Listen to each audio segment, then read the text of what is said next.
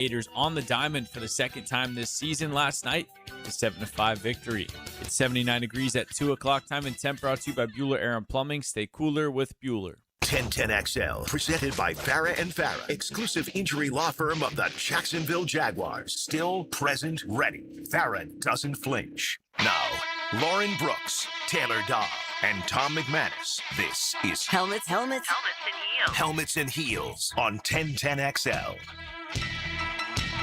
We are inching closer and closer. It feels like we sped fast forward to the actual draft week. And now that it's draft week, it is inching by. Like, can it be Friday night already? Like, I'm not even that excited about tomorrow night, whereas in past years, I am so excited for Thursday night. I know Bucky Brooks said on the Huddle Up podcast that, don't go to sleep too early on Thursday night, Jags fans. They may move into the first round. Yeah. Tom, you'll be asleep regardless. Let's be honest. Tell Christina to wake me up if anything happens. That's true. She will. She'll hit you awake, which she needs to. But I don't know that that's going to happen. That's what I said yesterday. I don't think that's going to happen. But Bucky, obviously, maybe have talked to someone. I doubt that the Jaguars are telling him or telling anyone if that's their plan to move up. Mm-hmm. But as we sit here, I'm way more excited about Friday night than I am Thursday night.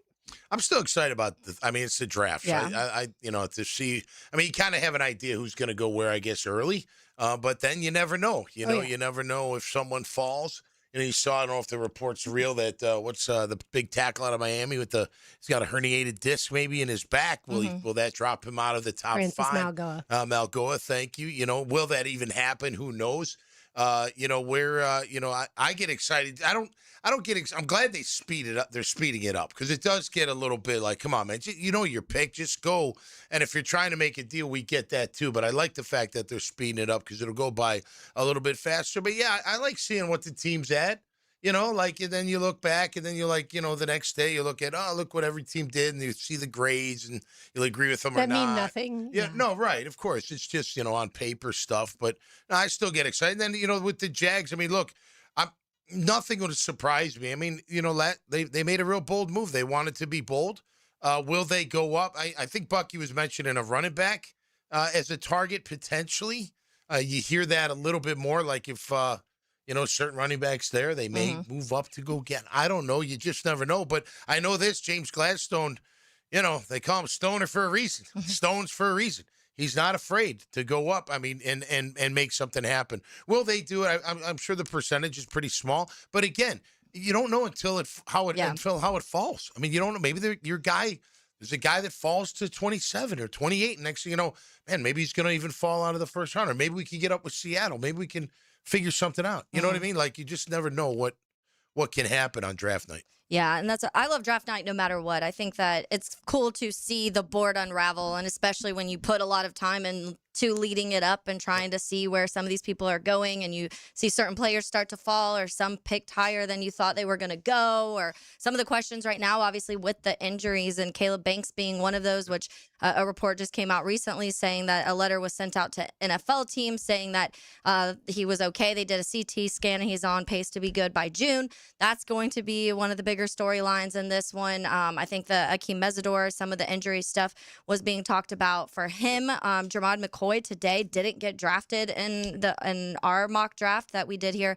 on 1010XL. That's a big one because people have him in the top 12, 13 on some of their draft boards. So that stuff's so fun to me. I think it's really cool to see where these guys land and what you feel like needs and how that does affect the Jags because every pick made before the Jags does affect the Jags in some way and where they select and if they need to get a little bit more aggressive and move up and what that looks like. And we've talked so much about that one press conference that Liam Cohen and James Gladstone did. And when they were asked about having to wait so long and they laughed and we were all kind of like, oh, they laughed because they've both experienced and the Rams waited. Right, yeah. But what if they were kind of laughing because they're like, we may not be waiting. Like, like a little giggle facetiously like, haha, you guys think we're going to be waiting a long time, but I don't know if we are. Yeah. We took it that other way. But we don't know. And now there's some of these reports talking about them being more aggressive. So what if it was more so that? Because Liam looked like he was trying to keep a straight face a little bit in that moment. James said for now like twice or three times. So who knows? But, again, his record right now is what? He'll make bold moves because he did it last year. So will he do it again this year? Maybe so. Maybe. so. I mean, from being in that press conference that day, they didn't give the vibe that, oh, like we've got something up our sleeve. That's not how I took it in watching them. It definitely felt like they were like, please, we've picked it like 104 before, like this is What nothing. vibe did they give last year? You want people to think nobody knew the I know, we vibe weren't they talking were about giving Travis last Hunter. year. Last year, kept that they quiet. kind of told us, not that they were going to trade up, obviously, but last year, remember they were saying how, this was like that very first pick was going to set their entire tenure here, their vibe basically for their tenure of the franchise. Like it was going to set the precedent of what they were going to do. So that's where I'm not saying Majority of people were shocked. Yeah, nobody that thought they were moved being up that to aggressive. grab Yeah, Travis. and then when you go back some of those trades last year, because I was looking at it, so they traded up for Hunter, they traded down with the Lions, and then they traded up for Wyatt Milam. So those were the three moves that they made last year when it comes to that.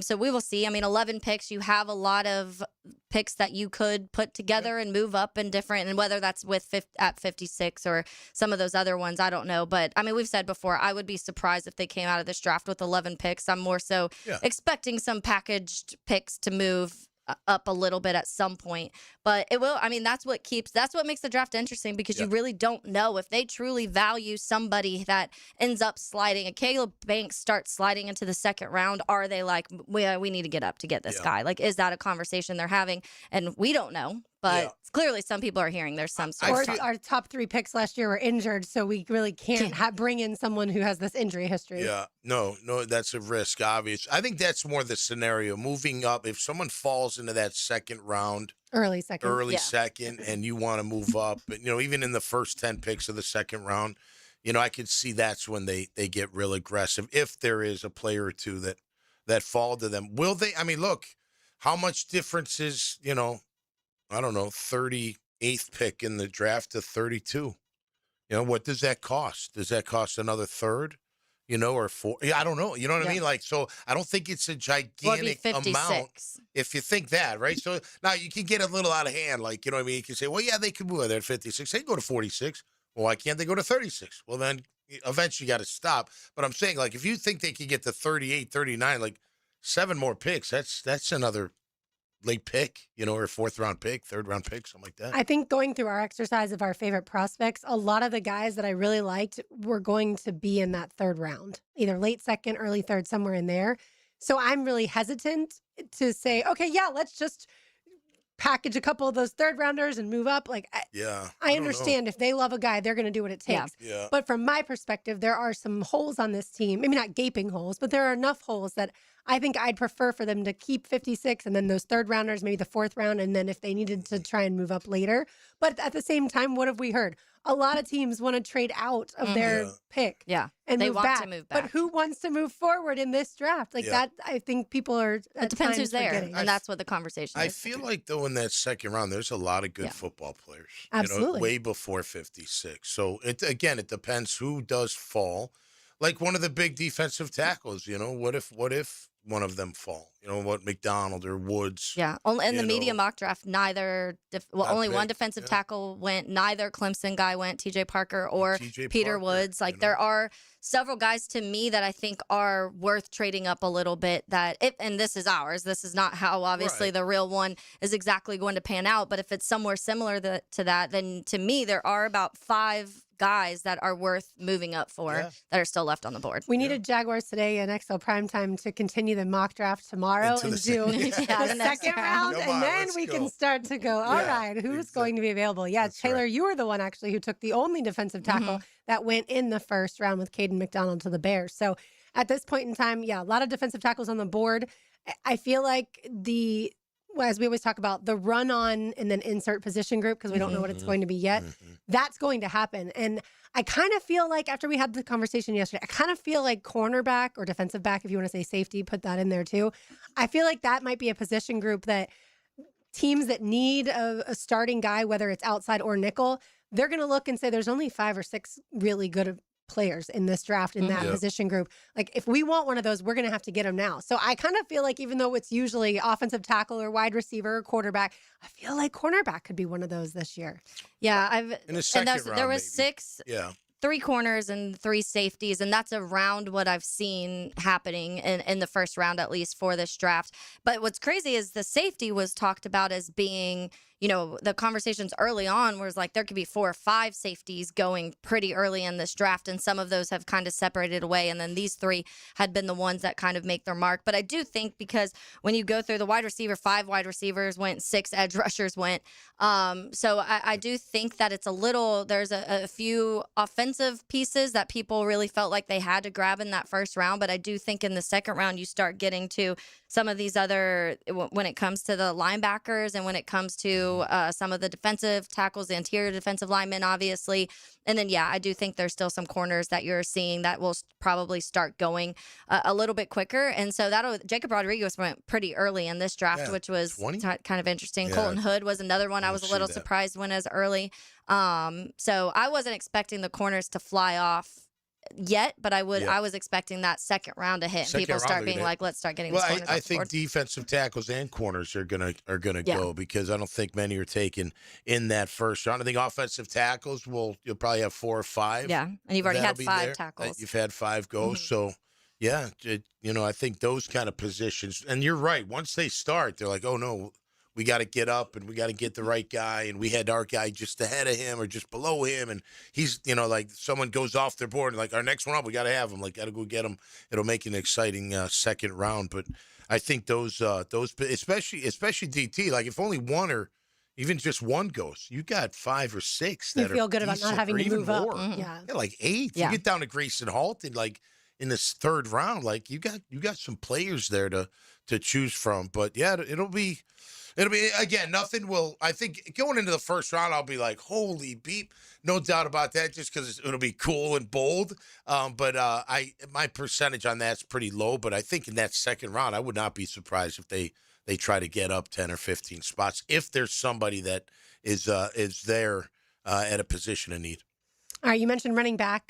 Bucky Brooks did talk about that on the Huddle Up podcast, so we'll let people hear from him on that, and then we will discuss at running back and continue our favorite draft prospects that we think will be realistically available when the Jaguars are making their selections. You are listening to Helmets and Heels on 1010XL 92.5 FM. Reflecting the passion of Jags fans. This is 1010XL, home of the Jaguars. This is Mark Nato. My son Justin injured his hand playing baseball for JU. Southeast orthopedic specialist performed surgery just a few days later, and within 5 weeks, he was cleared to play in the ASUN baseball tournament. Our family has trusted Southeast orthopedic specialists for years. For any orthopedic injury, let Southeast orthopedic specialists take care of you too. Relieve pain and get back to life. Southeast orthopedic specialists. Frank Frangie here with Coach Delaney from Coyle Fencing. For years, your offenses have been putting up a lot of yards and points at Fletcher. I hear Coyle also gains a lot of yards in the fence world.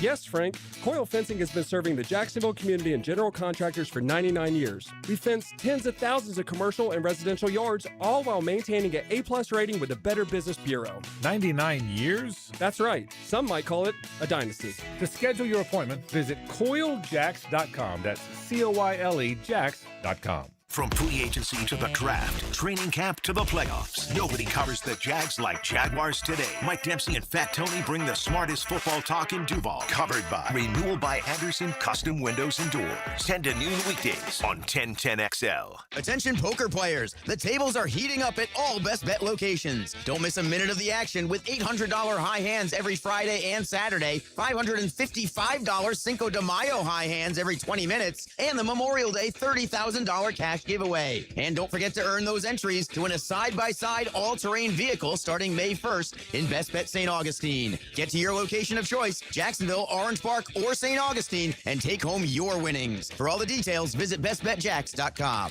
I'm here with Clayton Bromberg of Underwood Jewelers. Clayton, why is it that when you look at how long a store has been in business, that it always seems to be the stores like Underwood's that sell fine quality that have been around the longest? Frank, that's a question that really doesn't get asked a lot, but it should be. There are a number of reasons, but probably the biggest is because of the endorsements our longtime customers and their pieces of jewelry have given us through the years. You see, when you sell really fine quality jewelry, that piece will last longer and always stay beautiful.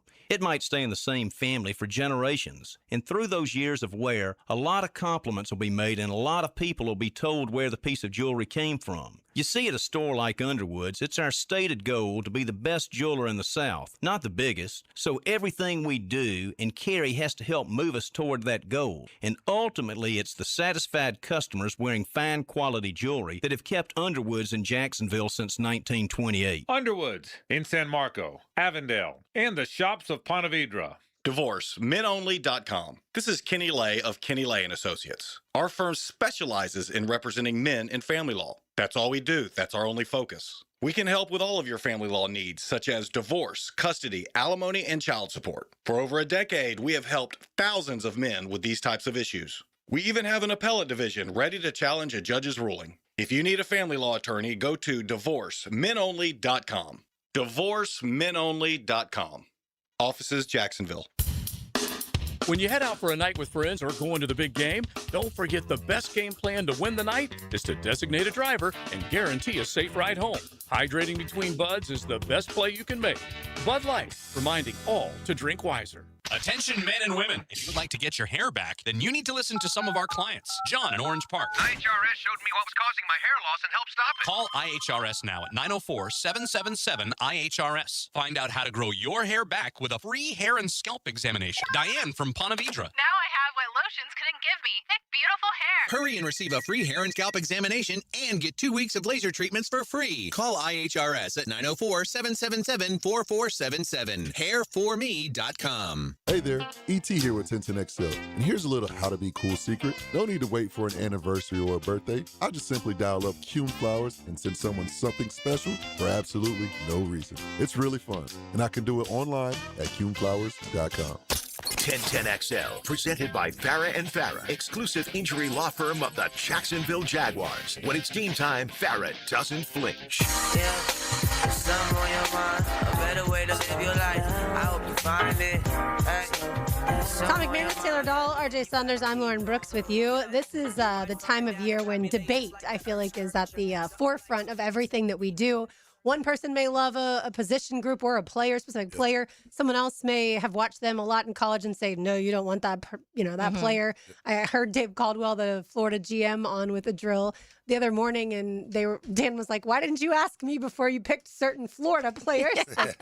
CJ Henderson. Yeah. He's like, yeah, I probably should have asked you about that. And that's the one thing I always like to talk to people who, for instance, if it's Notre Dame, talk to Taylor and be like, or Trent, who's a Michigan fan, or Jacob, who's a Florida State fan. Like, those are the people I think that week in, week out, they don't need to watch film on these players because they already watched every snap that they've ever played. And so, for certain players, obviously, like we've talked about with the Florida guys too, and Austin Barber, Jake Slaughter, Caleb Banks, those types of guys I certainly have experience with. And then the text line designed by Lifetime Enclosures, 904-641-1010. Y'all obviously also have your opinions. So keep those coming as we break down all of the different scenarios that the Jaguars could potentially be facing on Friday night and or Thursday night. I'll just throw it in there. I mean, look, we look at mock drafts all the time. Every day, multiple times per day. Right, don't we? And just but thankfully, we didn't start until like March. Yeah, but you always look for the updated ones, right? You don't want ones that were earlier in the month. So like 8.0 is out right now. And that's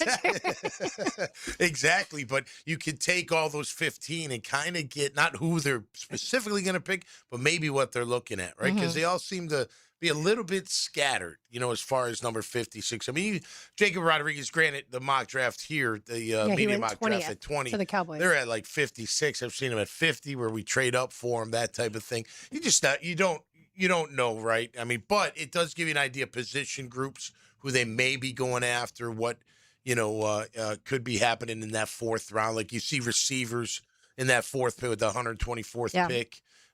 Different receivers, the Lance kid out of North Dakota State, the Brennan kid out of Mississippi State, right?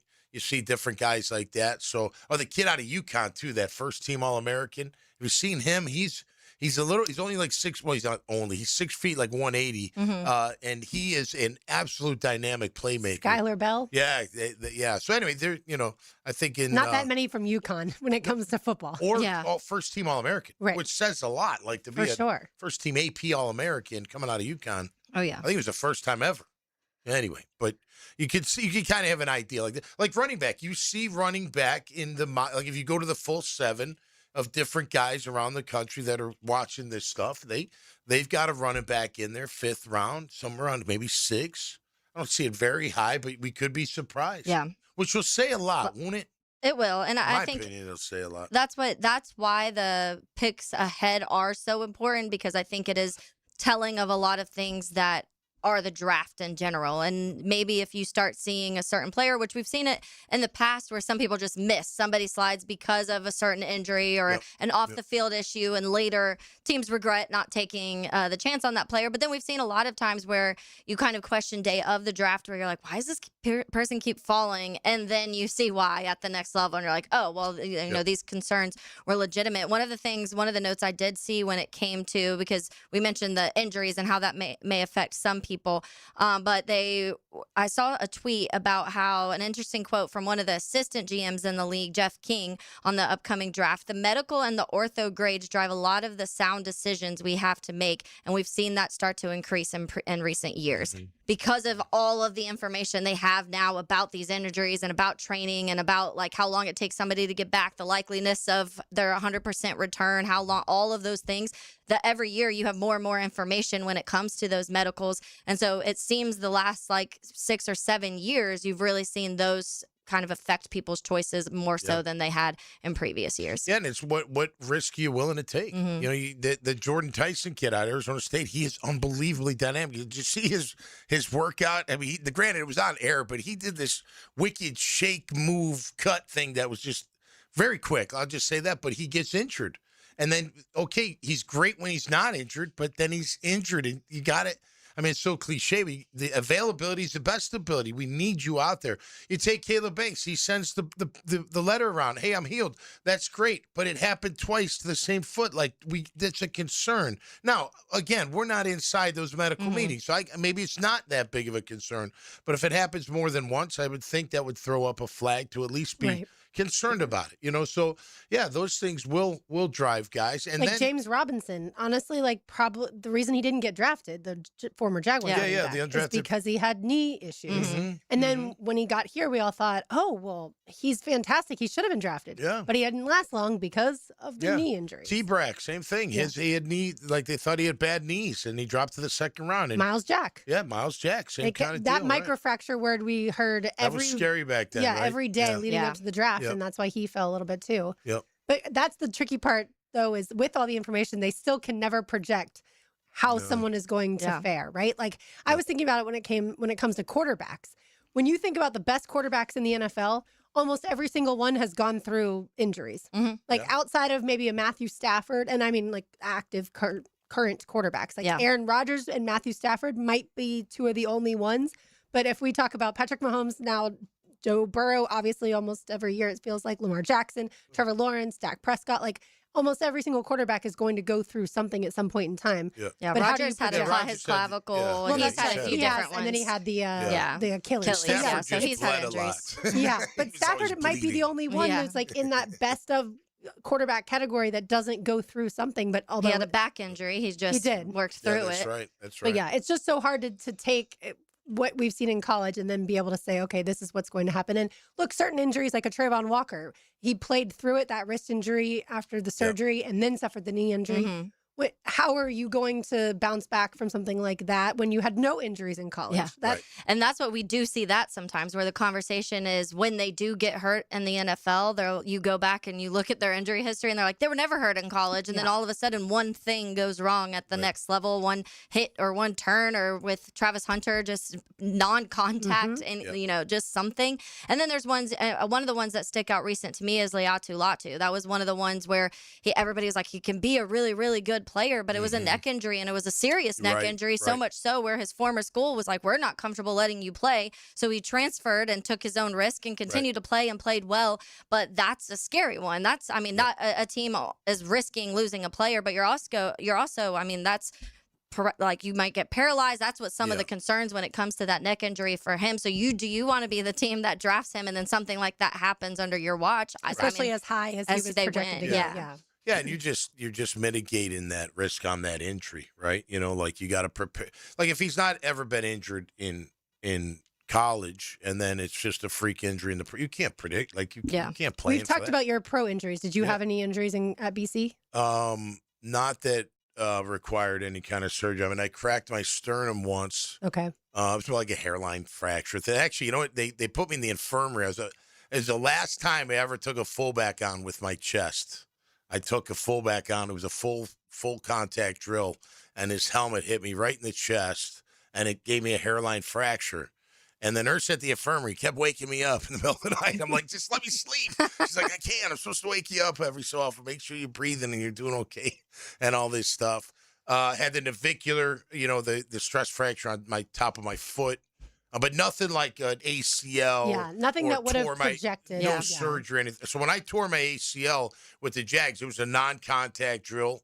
It was a one-on-one covering Mike Allstott down at a practice in Tampa. And the grass was a little slippery, and I slipped, and I heard it pop right away. But I never had knee problems prior to that. I mean, nothing. Like, never, ever, nothing. Like, never strained anything, never. So you can't count. You just never know. That's the cruel part of the sport. And if you can come back from those injuries, then great. They heal. These doctors are great. They can fix you up and get you ready. But when you're coming in, so think about that. You come in as a prospect. I've had a couple surgeries compared to I've had none. Doesn't mean the guy with none can't get hurt in the NFL, but the risk is a lot less than a guy that has been hurt, especially if it's the same injury. That's the thing. Like for Jordan Tyson, who you're talking about, he's had a collarbone injury, I want to say a hamstring injury, and something else. So those are things that you wouldn't say like, oh, well, that hamstring the same foot or the same shoulder or the same whatever. But you will say, well, can he take the pounding in the NFL? Yeah, and I think that's a valid question. You got to make sure he can. And that's the question I think for not just him, but a lot of those when we talk about undersized, right? And I don't mean the edges, but the corners or the safeties or the receivers. Anytime undersized is thrown out, that always gives you a little bit of hesitation. Absolutely. Because it's such a violent sport. That was some of the talk around Travis Hunter was the frame, and is he going to be able to do that, especially on both sides? Yeah, correct. He looked thin coming in. You're like, man, I don't know how physical he can be, but he's physical as can be. I mean, he just is. He's built that way and got that wiry strength, you know. But no, it's a different game. We talk about it all the time. Like you go against, one or two guys. Now SEC's a little different, right? And Big Ten. Yeah. But it's not like you're going against the starting front four that you're going to face every week in the NFL. You might get one or two guys every so often. If only we could do that. Like, okay, for 1 week in the NFL, some of the NFL guys are going to take a seat, and then the college guys are going to come in, and we're going to put you against some of the NFL guys. That way, we don't even have to go back and watch film. We're just going to see how you do. How does this edge go against this offensive tackle? Right. Beautiful. Yeah, all right, now we have our answer. All right, let's get it to Bucky Brooks. He was on the Huddle Up podcast, and he was asked about the Jaguars and potentially what they might do with the 56 pick or early in the third round. I mean, what fun is taking a linebacker when you are the main proponent that this is an offensive league? We got to get a back. And I know you don't value backs much. We can find them anywhere, pick them up off the street. But we got to get a back somewhere in that second round that can play and potentially start. But in this draft, isn't taking off the street better than this draft, from what everybody says? No. They say it's an awful running back draft. Don't listen to everybody. Don't listen to everybody. I was listening to DJ. DJ's the guy. I mean, he has an opinion just like everybody else. Yeah, he might be, but no, don't listen to that. There's some running backs that can play, and I think if you're the Jaguars, you want to make sure you're in a position to get one of the better ones, because when you look at the current depth chart, I don't know if I see a lead runner, and we can do it by committee, but it's hard to cobble the kind of production that we want when you're doing it by committee. Look for them, the Jags, to find a way to get a big-time running back. So that would indicate that Bashal Tutin is not the big-time running back for this team. That was John Oehser, who you also heard. He mentioned Daniel Jeremiah because Bucky and Daniel work closely together on the NFL Network. So let's discuss running back when we return. You are listening to Helmets and Heels on 1010XL 92.5 FM. Live streaming from the XL Digital Studios. Brightened by Harbor Dental Care, Jacksonville's first choice for dental emergencies. Every day, K-9 officers put their lives on the line, tracking criminals, finding missing adults and children, saving lives. But they can't ask for help. That's where K-9s United steps in, providing life-saving equipment and training to police K-9 units across the country. Now you can help. Join the 9K for K-9, Saturday, April 25th in St. Augustine. Run, walk, or even go virtual. Every step supports these four-legged heroes. Sign up, donate, or learn more at K9sunited.org. Why'd I go to the doctor? Working on the farm, my heart kept skipping a beat. I didn't think much of it, but my daughters made me get checked out. Turns out I have atrial fibrillation, which increases the risk of stroke about 5 times. Symptoms like irregular heartbeat, heart racing, chest pain, shortness of breath, fatigue, or lightheadedness can come and go. But if it's AFib, the risk of stroke remains. If you have symptoms, contact a doctor. I'm so glad I did. Visit notimetowait.com. Sponsored by Bristol-Myers Squibb and Pfizer. What if your next fun day out costs just $70 to play all day? That's exactly what you get at the Battalion Airsoft Arena, the only indoor airsoft battlefield in Jax. Skip the same old boring entertainment choices and step into real action with your crew. Perfect for birthdays, company team building, graduation parties, or just epic weekend fun. No experience? No problem. The Battalion package includes everything: gun, mask, and ammo with unlimited play. So lock in your mission now at BattalionAirsoftArena.com. In this age of globalization, we've learned that bigger isn't always better. Ever tried to get phone help from a big corporation? From a real person? Good luck. That is what's so nice about Mike Merritt's Heating and Air. Unlike publicly traded conglomerates with headquarters in faraway cities, Mike Merritt's Heating and Air remains family-owned and operated by Mike, your neighbor. Mike Merritt has delivered hometown service, integrity, and pricing for generations. The big guys incentivize their techs to sell you new equipment. Mike's team emphasizes repair first. We only sell you equipment if your current equipment is worn out and beyond repair. And let's be honest about price. Small operations without much overhead can sometimes lowball your job, but you can't trust just anyone with a truck. They may be here today and gone tomorrow. Mike Merritt has been keeping North Florida cool for more than 3 decades. That's experience and dedication you can count on. Call today or see us on the web. Florida license number CAC 050384. Hi, folks. Frank Frangie for the farm at Okefenokee. My wife and I and a bunch of friends just got back from the farm, and we had an incredible experience. We toured the regenerative farm, as well as the beautiful handcrafted cabins, and were treated to a fantastic farm-to-table dinner created by Congreve and Penn. Man, was it good. Well, you can learn more at okefarm.com. That's okefarm.com. And even hear my interview with farm co-founder Doug Davis to learn even more about this amazing property. That's okefarm.com.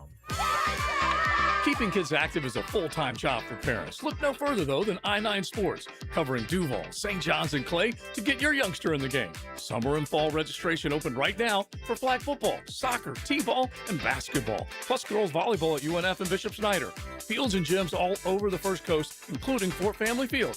And the best thing is, I-9 Sports offers sports year-round, so kids can always find a sport to play. i9sports.com. Enter 1010 in the promo code for a discount. Blue here for the Blue Crab House, located right off of San Jose. It's on Jewington Creek Road. They've been around since 1996. Indoor-outdoor dining. Also, takeout is available at the Blue Crab House. Open 4:30 to 9, Tuesday through Saturday. Sunday, noon until 9. Remember, Tuesday, $2 margaritas. Wednesday, $1 oyster night. How about the blue crabs? How about my personal favorite, the Canadian snow crabs? Whatever it is that you fancy, you get it right there. The Blue Crab House. 1010XL, presented by Farah and Farah, exclusive injury law firm of the Jacksonville Jaguars. Focus, fueled, fearless, Farah.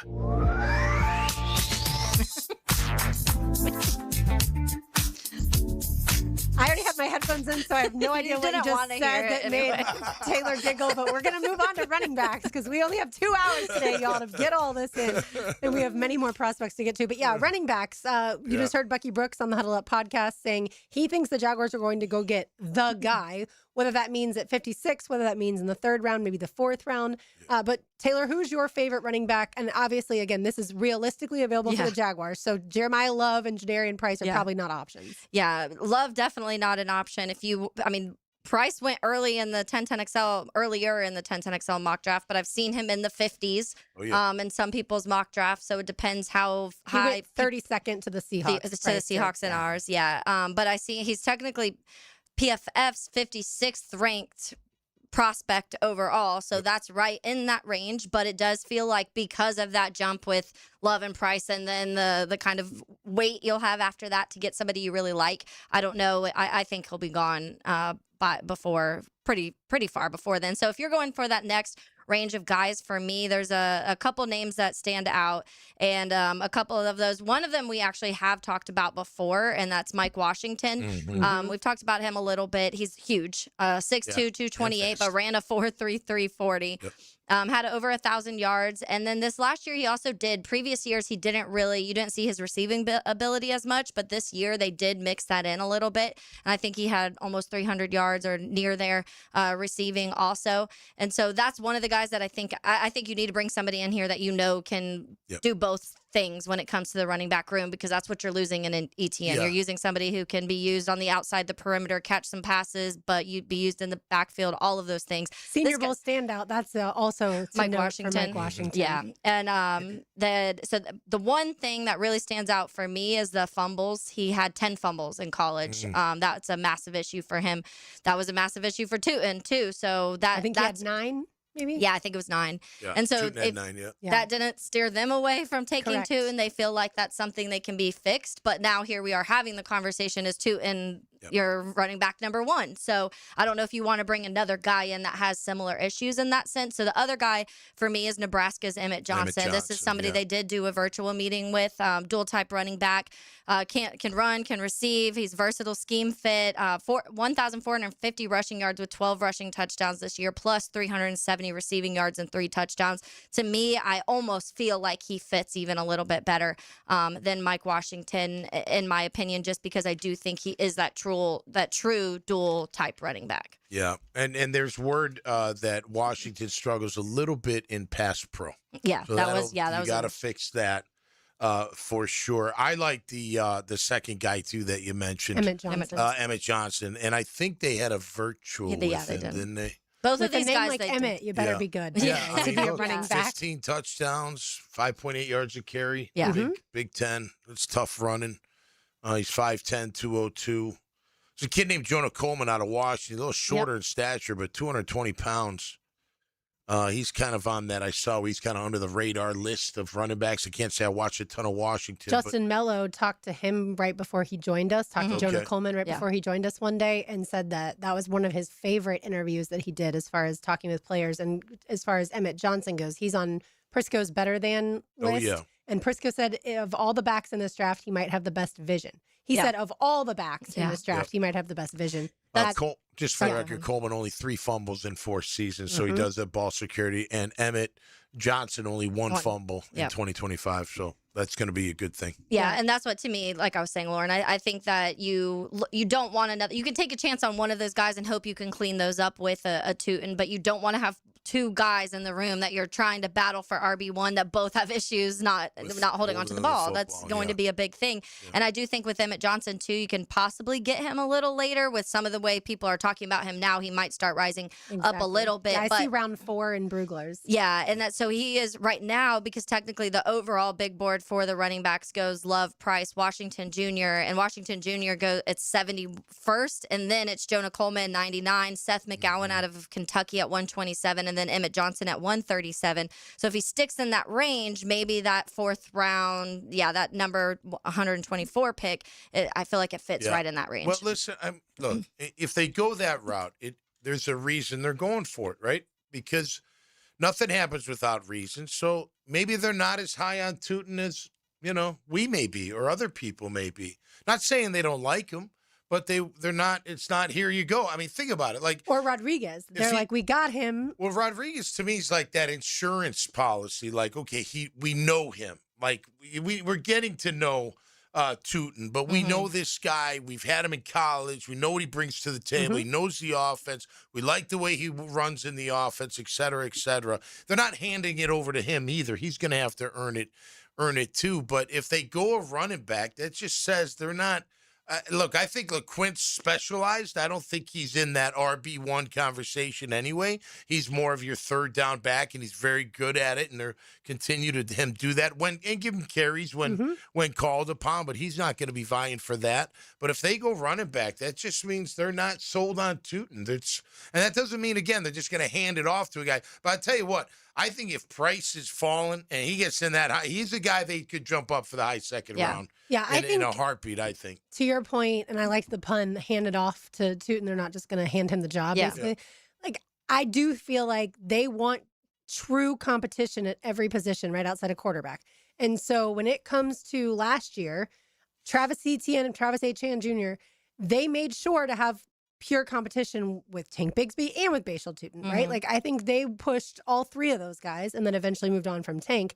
I don't think, to your point, Tom, I don't think they want to say, well, Tutin, it's all, the kingdom is yours. And he didn't show enough. Yeah. That's the reality. He did not show enough. And like I said, year I wish that they had given him more opportunities I at agree with times that. last And year, he did have some especially when injury. they were winning by double digits. Like, let's see more of this cat so we There was can a figure it out. reason they weren't, and so that's what makes you think of that too. Why weren't they? Why didn't in the playoffs? If you really felt that highly about Bashal Tutin, why weren't you when that's your chance to win that football game? You didn't. You abandoned it. You didn't give him the ball at all in the second half. So to me, that it could be a piece of this story, as they didn't trust him in those moments, and you've got to trust your running back when it comes to situations like that. And so I'd almost say, like, I get it in the sense of you do feel like defensively there's several things that we've been talking about that you feel like you need. Linebacker, probably number We've one. only talked offense so far. Yeah, and so, but I mean, you could almost argue that outside of linebacker, running back is the one where you do feel like you don't have a starter right now on this roster. I feel like you're talking about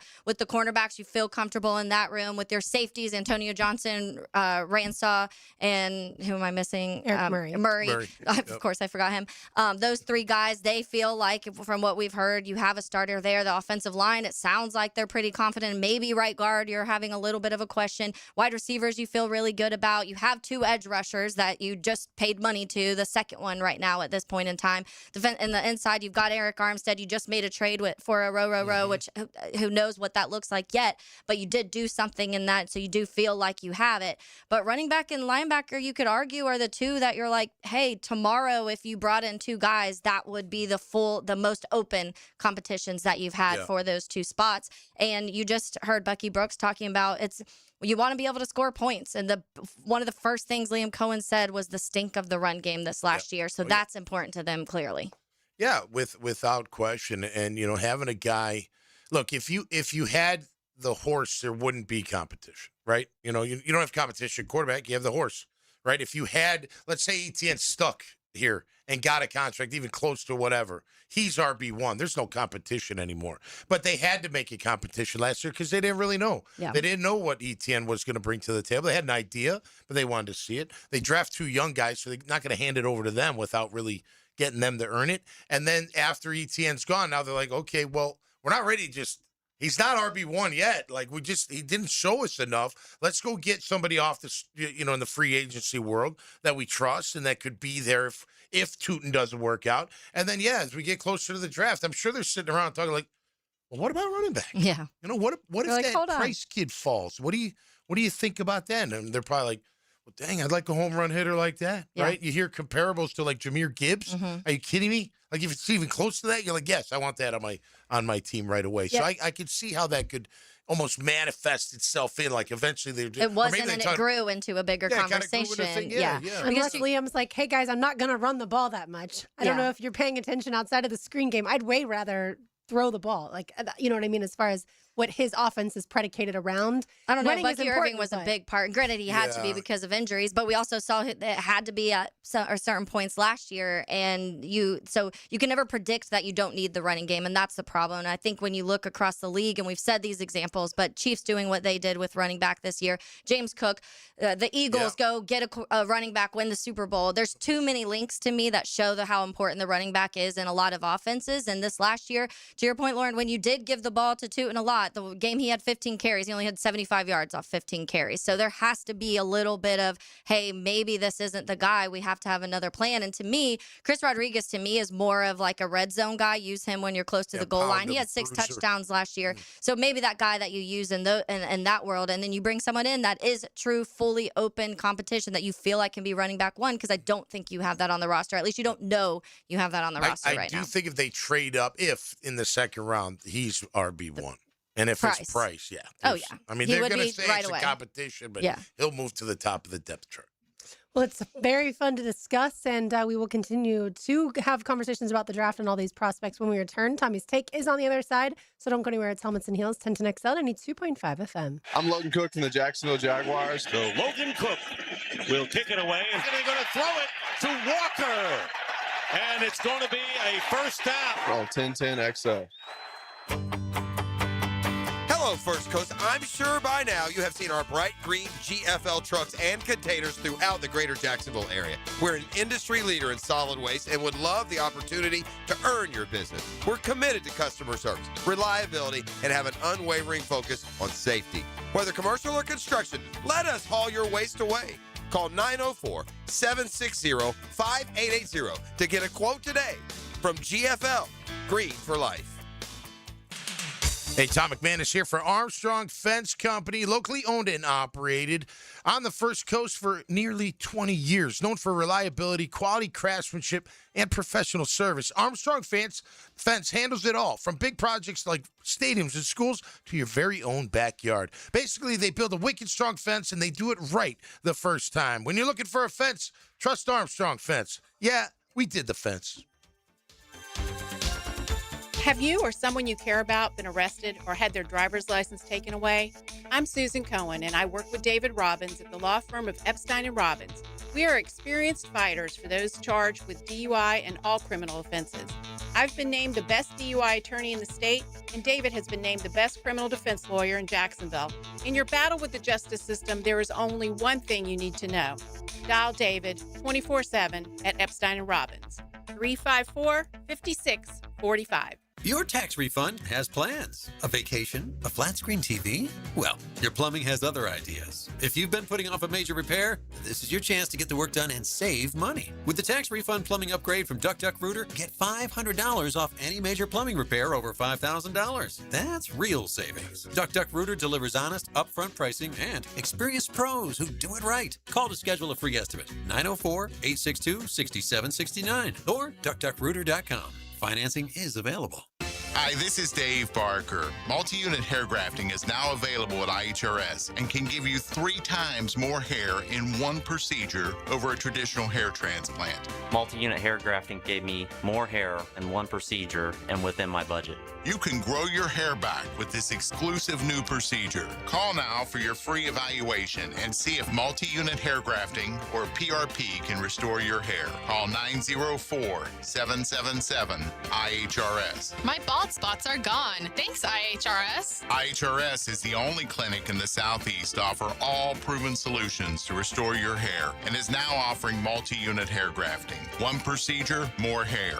You've got nothing to lose but more hair. I feel younger, I look younger, and who doesn't want to feel better about themselves? This year, grow your hair back. Call for a free evaluation. Call IHRS 904-777-IHRS 777-4477.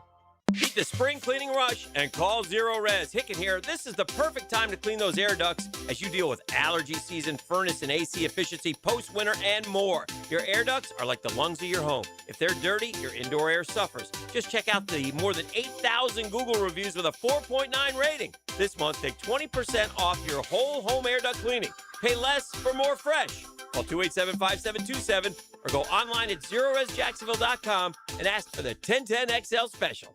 If you are an experienced electrician looking for your next big opportunity, look no further than the Miller Electric Company, a trusted name in the industry for over 96 years. At Miller Electric, we tackle the biggest projects in the city, offering you the chance to showcase your skills on a grand scale. We believe in rewarding hard work with the best pay, top-notch benefits, and an unbeatable culture where people actually care about each other. Take your career to new heights with Miller Electric Company. Apply today at millercareers.com. Miller Electric, an equal opportunity employer. 1010XL, presented by Farah and Farah, exclusive injury law firm of the Jacksonville Jaguars. Still present, ready. Farah doesn't flinch. Baby, I'm playing on you tonight. Hunt you down, you alive, just like Taylor Dahl, Tom McManus, RJ Saunders. I'm Lauren Brooks with you. I know many of you are very excited about the draft tomorrow night because you're not just Jaguars fans, you're fans of other teams too, or college teams that you're college teams. Absolutely. If you're an Indiana fan, an Ohio State fan, especially, probably less Georgia this year than in prior years as far as the first round is concerned. Miami for sure. For sure, yeah. Yeah, those teams that made it far in the college football playoff, shocking. Yeah. They have a lot of guys going early in this draft. Quick note on that real quick, because I went and looked at this because I was noticing the trend as it was going when this draft was going. So 20 of the 32 picks in the 1010XL Media mock draft, 20 of the 32 were out of 8 schools. And it was Indiana, Ohio State, Texas Tech, Miami, Oregon, Notre Dame, Texas A&M, and Tennessee. Those all had multiple picks in the first round. So Ohio of those State schools, sorry, real quick. Okay, Ohio State spent a ton of money. And will again this year. Texas Tech. Oregon spends a ton of money. Texas Tech spends a bunch of money. Indiana spent some money, but certainly did have a lot of transfers. Tennessee, I don't know if I don't know how much they spent spent either. Mm-hmm. Notre Dame spent not nearly as what Ohio State and Texas Tech Good was. recruiting though for Notre Dame for sure. Did Oregon? How was their? Yeah, they spent spent a ton. Yeah, so a lot of spending. Correct. In these, and so but 5 for Ohio State, 3 for Miami. Those were the leads, and then Indiana, Texas Tech, Oregon, Notre Dame, A&M, and Tennessee all had 2. And then when you break it up by the Big Ten had 12 picks in the first round, SEC had 9, ACC 3, Big 12 3, and then Toledo was the 1, and then Notre Dame for independent. And A&M also spends a bunch of money as well. So I feel like it would be interesting for someone to go back and look at if we ever were to have the true NIL valuation or the dollar spent on a player, go back and track that and then track to see how they do in the NFL. Because it seems like the guys that are the highest paid, and maybe quarterback put to the side because teams are going to overspend for quarterback. But the guys that are some of the highest, like a Quinshawn Judkins, for instance, goes from Ole Miss to Ohio State. Gets paid a bunch of money. And then obviously really good in the NFL so far, at least year one. Like those highest non-quarterback position players, I would love to see the sample size once we get a few years into it. Yeah, how many actually... how many pan out in the draft? Level, or does it really correlate? Like the teams that recognize that really good talent already that's played in college to then pluck them and pay them. Well, and think about all the misses just in the first round of drafting. Also you think, true. That the hit ratio is not a lot very of them high. around here. We've seen it a a lot of few them around times. here. We don't spend a lot of time on that because we can't go back and change the past. That's All right, right. time now for Tom's Takes. Now, Tommy's Takes. Protected by Morgan & Morgan. ForThePeople.com. Or dial #law. That's all. All right, my take for today on this beautiful Wednesday afternoon. I had to ask Taylor, what day is it again today? Earlier. But my take is this, night before the draft. So my draft experience sucked. 1993 draft. I was not expected to go high. Like, we had 7 rounds then. Maybe 5th, 6th, 7th round, somewhere in there, that range. And 37 linebackers got drafted. And Can you I name was them not all? one of them. No, I didn't know half of them were. I'm like, who are these guys? What schools are they at? Whatever. This is pre-internet. Yeah, exactly. But ESPN had the ticker. So I'm watching the ticker and hoping it called. I got a couple calls from teams for free agent tryout. I went with the Saints right after the draft ended. But it was probably one of the most disappointing nights of my life. I'm sitting there going, man, because you tell your friends think you're getting drafted, your family thinks you're getting drafted. And again, we're realistic. We knew we weren't going to be a high draft pick or anything like that. But the moral of the story is the journey don't end there, right? So think about how many guys in the National Football League and other sports as well, but that didn't get drafted or got drafted low. And guess what? The NFL missed on them. They totally missed on them because they ended up being really good football players for a really good long time. So all you youngins out there, if you're looking to get drafted, it doesn't happen this time around. Don't give up. Don't give up. You got to give it 3 tries before you hang up the cleats and keep working because you never know if you get your chance. And that's my take today, brought to you by our friends at Morgan & Morgan, ForThePeople.com, and on your cell at Pound Law. That's all. Antonio Gates wasn't drafted. Like, you can just stop the conversation. There's so many, but you can. I feel like just stop the conversation there. Do you remember? And I think you do. I'm not putting you on the spot. I don't think. Who was drafted ahead of Tony Baselli in 1995? It's the number 1 pick. So Carolina had it, right? And it was the running back. The running. Isn't that crazy? It was a running back that was taken. Wait a minute! Ahead Don't tell me 90. Okay. Oh wait, no, it wasn't Kajana. It was. It was Kajana Carter. He went number 1 to Carolina. No, sorry, he went to the Bengals. Yeah, he went to the Bengals. Not Carolina. Right. Okay. So the Bengals Carolina had the first pick? 5th that year. They took Kerry Collins. Oh, okay. It went Bengals, Jags, Oilers, now Commanders, and then Panthers. I thought the new teams got the That's top. what I thought too. Maybe Carolina traded out? Maybe. I don't have that in front of me.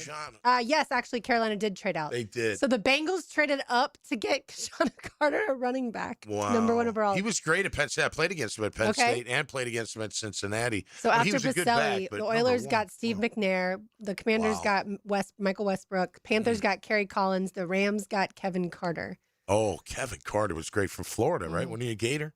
He was. And Big then defensive lineman. Mike Mamula from BC, baby. Boston College Yep. went 7th to the Eagles. The Seahawks took Joey Galloway out of Ohio State. Yep. The Jets took Kyle Brady, the tight end out That's of Penn right. State. And I'll wrap up. Number 10 was the 49ers taking J.J. Stokes, the wide receiver Wow. of UCLA. But Wikipedia... Run those again. Let's see out of the Okay. 10 how many had really good careers. So obviously, Kajana Carter won. That's fine. Yeah. You can throw me. I'm just going through 'em. Okay, so Baselli for sure. Baselli's a Hall of Famer. You hit on Baselli. Steve McNair was a Pro Bowler. Totally hit on Bing. We'll skip Michael Westbrook. Kerry Collins and Kevin Carter, both Pro Bowlers. Okay. Kevin Carter more than Kerry Collins, but that for me anyway. But he was good. He was good. And then you have to really skip down to get another Pro Bowler and really Hall of Famer. Bucks took Warren Sapp at 12. So you'd have to skip Mamula, Galloway, Kyle Brady, Stokes, Alexander. As far And as those are not Pro good players. I mean, Bowlers. Galloway was a good player. There's no doubt. Okay. Yeah. Interesting. But yeah, and then Ty Law went 23rd to the Patriots. These are Hall of Famers. Those are Derek hits. Brooks went 28 to the Bucks. So I wonder when you look at the first round misses, are they top 10 or bottom half? You know what I mean? Yeah. I wonder. I mean, there's definitely a lot of top 10 misses. A lot of those probably quarterbacks because it's teams that you need a quarterback and you take it in the top 10. The quarterback goes to a bad team and then that doesn't work out. But I just feel like because I do think I think that's part of it is those top 10 are usually going to the worst teams in the NFL. So it's harder to be productive, and at least with that first stop, sometimes they get traded and it's good. Yeah. But left tackle seems to miss That's every what I was so gonna often. say. Yeah. You know? It's Because like- they dominate in college and then Yeah, they get to the correct. pro and they don't dominate. You're like, what happened? You know, you were killing everybody on What tape. happened? You're not till we get here.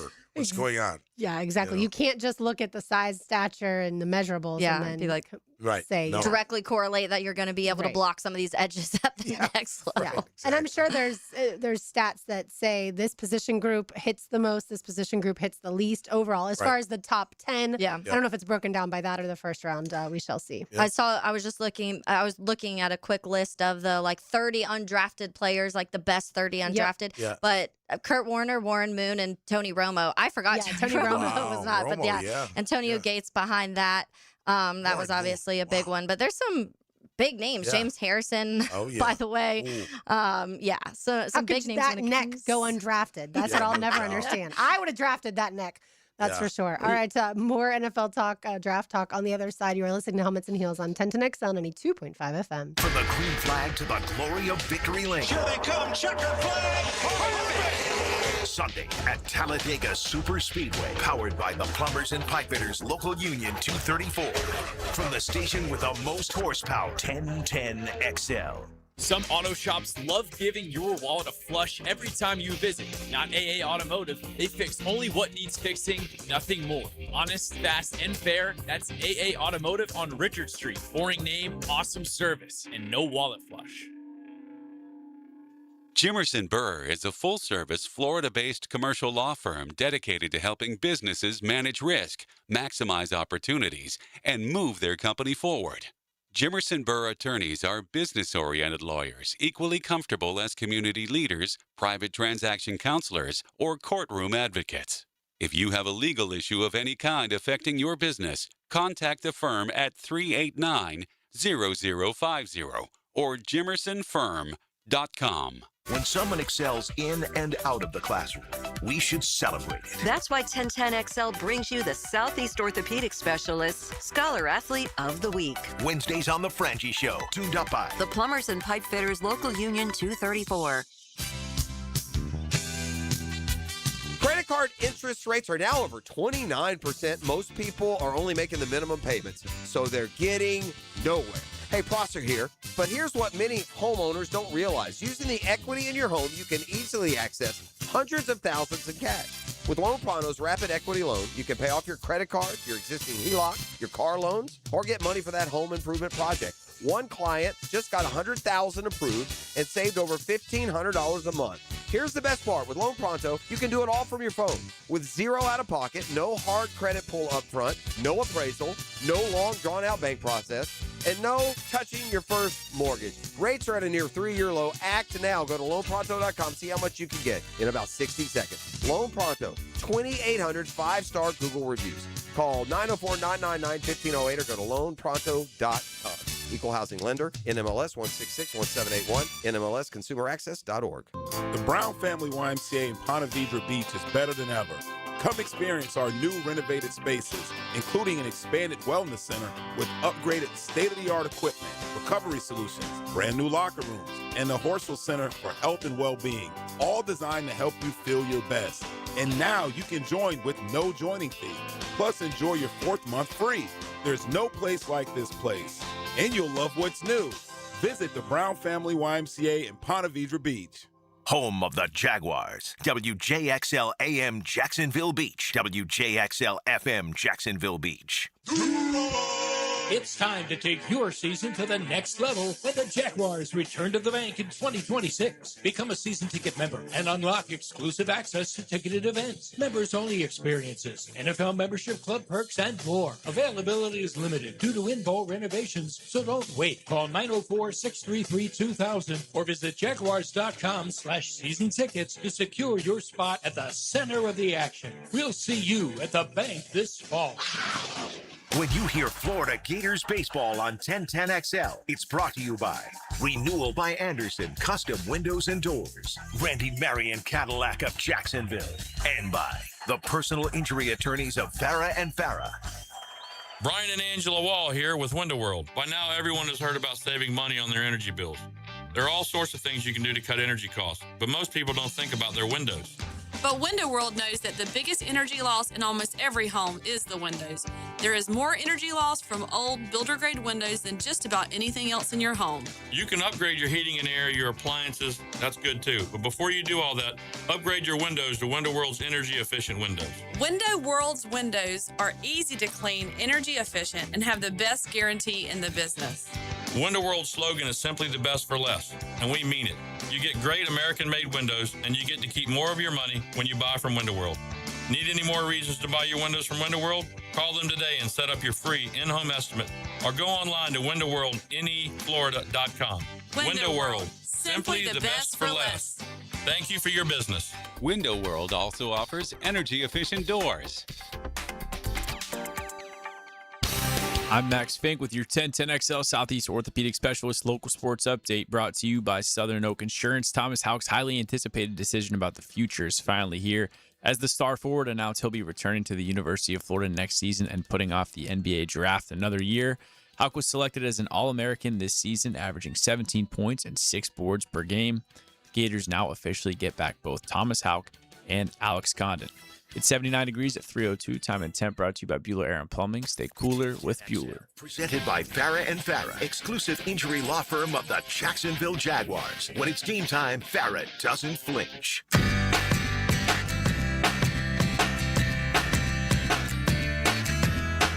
All right, Taylor, what are the people saying on the text line designed by Lifetime Enclosures as far as what they want to see? I know running back is probably one of the more polarizing positions because you've got the rootin' for tootin' crowd that believes that the 4th round pick can be and should be RB1.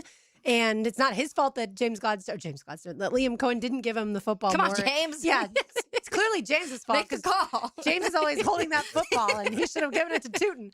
But yeah, what are the people saying? Yeah, so we have a few people chiming in on the text line brought to you by Lifetime Enclosures. 8630 said, John on the West Side says, lay some cash down. The Jags are moving up. They're going to trade the 2nd and 3rd to try to get into the 1st round. You heard it here first. So our first person leaning into that, Okay. yes, move Cool. up. It's, he didn't specifically say what he wants in that. Maybe a price is in that conversation. John on the West Side, if you're listening, let us know what you would like to see if they move up into that top of the first or in the end of the 1st round. Another one, because we were talking about the run game and the conversation of Liam Cohen saying that was the part of the stink of this last offseason that those wins covered up. But 6106 said the stink of the run game is also the offensive line. So how much of that are they evaluating right now, saying, okay, yeah, maybe the run blocking wasn't quite what we needed it to be, and the backs are fine, but the run blocking needs to change. And so these are some of the questions we're going to get answered pretty quickly in this draft. I think if we see them go a guard pretty high, that may be part of the conversation when it comes to maybe they did feel like the offensive line was affecting the run game later in the second half. The run game kind of saved the offense early in the half, but it fell fell apart in the second half, and so it was tale of two halves in this season when it comes to the offense. And then we had a recommendation for a running back. Okay. This is the Wake Forest running back, Damon Claiborne. Mm-hmm. He is another, when you go to his draft profile, says literally what you said, Tommy, is the role says workhorse back. That's what it labeled him. There you go. He's 5'10", shorter, 188, but ran a 4.37. They actually have him comp to a Bashal Tootin. That was one of his comps in this. But it does say the combine confirmed top end speed is among the best in the running back class. Fluid change of direction ability allows him to redirect in tight spaces. Reads zone blocking schemes well, showing patience to let blocks develop. Contact balance through arm tackles is impressive. Breakaway ability stands out on the film. 2 career kickoff return touchdowns also, and had been consistent in the return production. And then also some of the weaknesses, though, listed under 190 pounds, shows when defenders square him up in the hole. 5 fumbles in 2025, serious red flag after 0 the previous 2 seasons, and pass protection not close to NFL ready. So some of the things in that. And then our final one from the text line right now, this is just more of a note on what our conversation was, but we lost our best players on offense and replaced him with a guy who was 3rd on the Washington depth chart. That's probably a problem.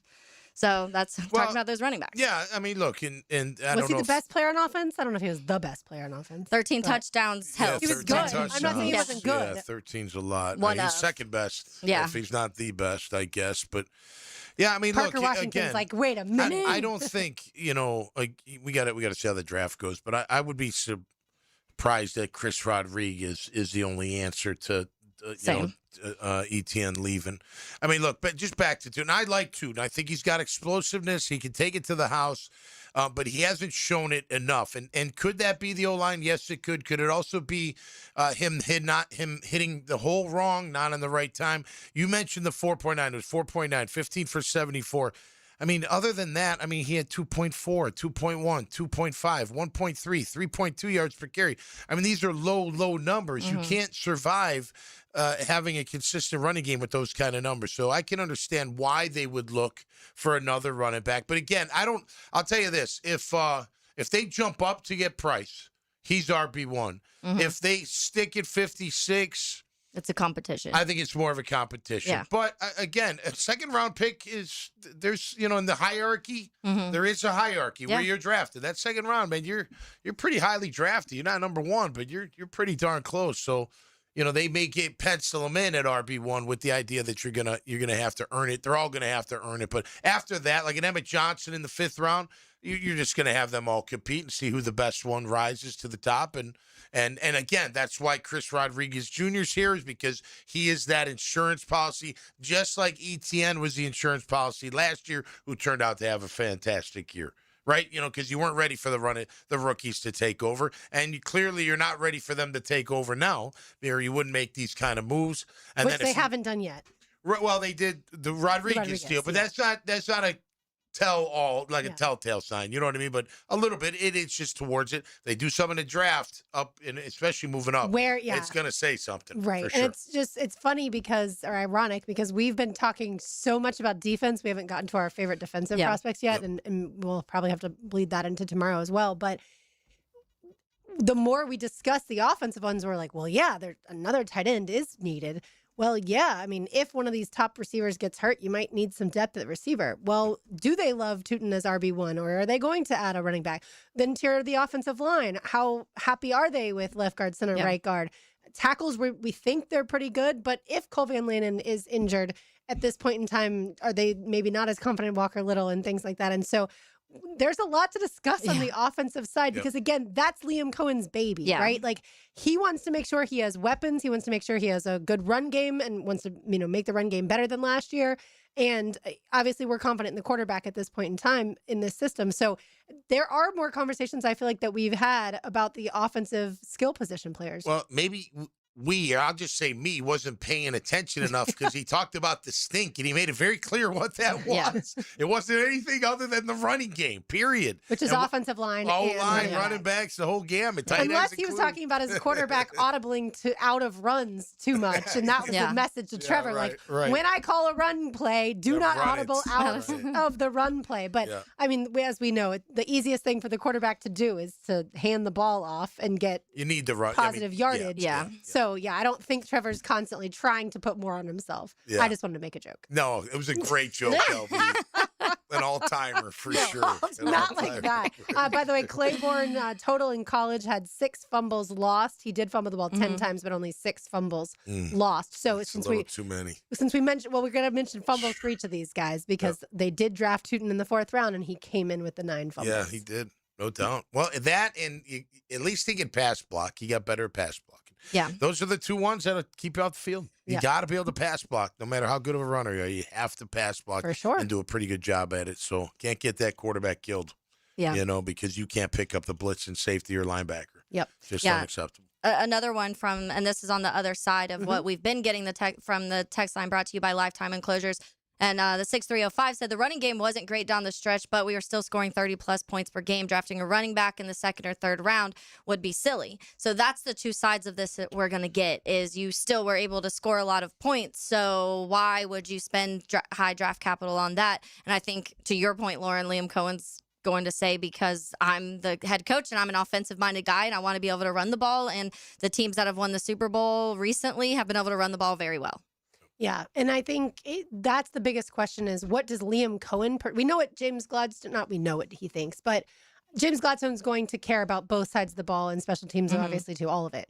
Liam Cohen cares about all of it, but his baby is the offense. So what does he want and how does he prioritize the needs of defensive tackle, edge, linebacker versus these needs on the offense? And then quarterback, we'll discuss this on the other side and discuss should the Jaguars draft a quarterback later? If so, which one? We'll get to that when we return. You are listening to Helmets and Heels on 1010XL 92.5 FM. 1010XL. That's like a field trip to heaven. Jacksonville Sports Radio. Welcome to Key Buick GMC, proudly family-owned and operated since 1943. Come see why they're North Florida's new and pre-owned truck center, conveniently located on Southside and JTB, just minutes from the St. John's Town Center. At Key Buick GMC, every new vehicle comes with our lifetime powertrain warranty. Key Buick GMC, we are professional grade. Online at keybuickgmc.com. Lifetime powertrain warranty covers engine, transmission, drivetrain only. Exclusions apply. See dealer for details. When my wrist pain was acting up and I needed help, I took Dan Higgins' advice and headed over to see the experts at Southeast Orthopedic Specialists.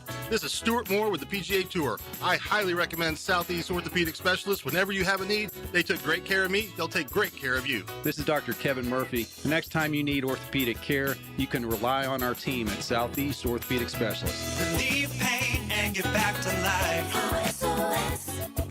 Southeast Orthopedic Specialists. When you want to be heard, send your opinion to the 1010XL text line, designed by Lifetime Enclosures. Thank you for believing in me when the bosses didn't give me a chance. 641-1010. No texting and driving. Get your thoughts heard on 1010XL. Make Capital Glass and Shower Doors your premier choice for top-quality glass solutions. With over 40 years of expertise, their team specializes in commercial and residential projects. From elegant shower doors to modern frameless enclosures, they've got you covered. But that's not all. They also offer glass railing systems, glass wine cabinets, and much more. For unmatched quality and service, choose Capital Glass and Shower Doors. Your vision, their expertise. Visit online at capcoglass.com. Why'd I go to the doctor? Working on the farm, my heart kept skipping a beat. I didn't think much of it, but my daughters made me get checked out. Turns out I have atrial fibrillation, which increases the risk of stroke about 5 times. Symptoms like irregular heartbeat, heart racing, chest pain, shortness of breath, fatigue, or lightheadedness can come and go. But if it's AFib, the risk of stroke remains. If you have symptoms, contact a doctor. I'm so glad I did. Visit notimetowait.com. Sponsored by Bristol-Myers Squibb and Pfizer. With 50 years of fabrication expertise and towing products, the family at Cannons of Jacksonville can repair or install precisely what you need to tow with confidence. Visit cannonsofjacks.com, where quality and customer satisfaction collide. Yeah, I know how awful it is to get injured, but not like my friend Tom who got rear-ended last year. Tom McManus here. Morgan & Morgan can help you. They're the largest personal injury law firm in the nation. 1,000 lawyers, 100 offices across the nation, and over $30 billion recovered. And guess what? They don't get a single penny unless you do. A proven track record with backup. Hard to find these days, but not with Morgan & Morgan. For the people, that's right. Get injured due to someone's neglect, get paid. Dial Pound Law or check out forthepeople.com. Budweiser reminds us to drink wiser, like hydrating between beers. It keeps the fun going longer, and it's a commitment to responsibility. Remember, good times are ahead, so no need to overdo it. Know when to say when, and always designate a driver. In this age of globalization, we've learned that bigger isn't always better. Ever tried to get phone help from a big corporation? From a real person? Good luck. That is what's so nice about Mike Merritt's Heating and Air. Unlike publicly traded conglomerates with headquarters in faraway cities, Mike Merritt's Heating and Air remains family-owned and operated by Mike, your neighbor. Mike Merritt has delivered hometown service, integrity, and pricing for generations. The big guys incentivize their techs to sell you new equipment. Mike's team emphasizes repair first. We only sell you equipment if your current equipment is worn out and beyond repair. And let's be honest about price. Small operations without much overhead can sometimes lowball your job, but you can't trust just anyone with a truck. They may be here today and gone tomorrow. Mike Merritt has been keeping North Florida cool for more than 3 decades. That's experience and dedication you can count on. Call today or see us on the web. Florida license number CAC 050384. 1010XL, presented by Farah and Farah, exclusive injury law firm of the Jacksonville Jaguars. Focus, fueled, fearless, Farah.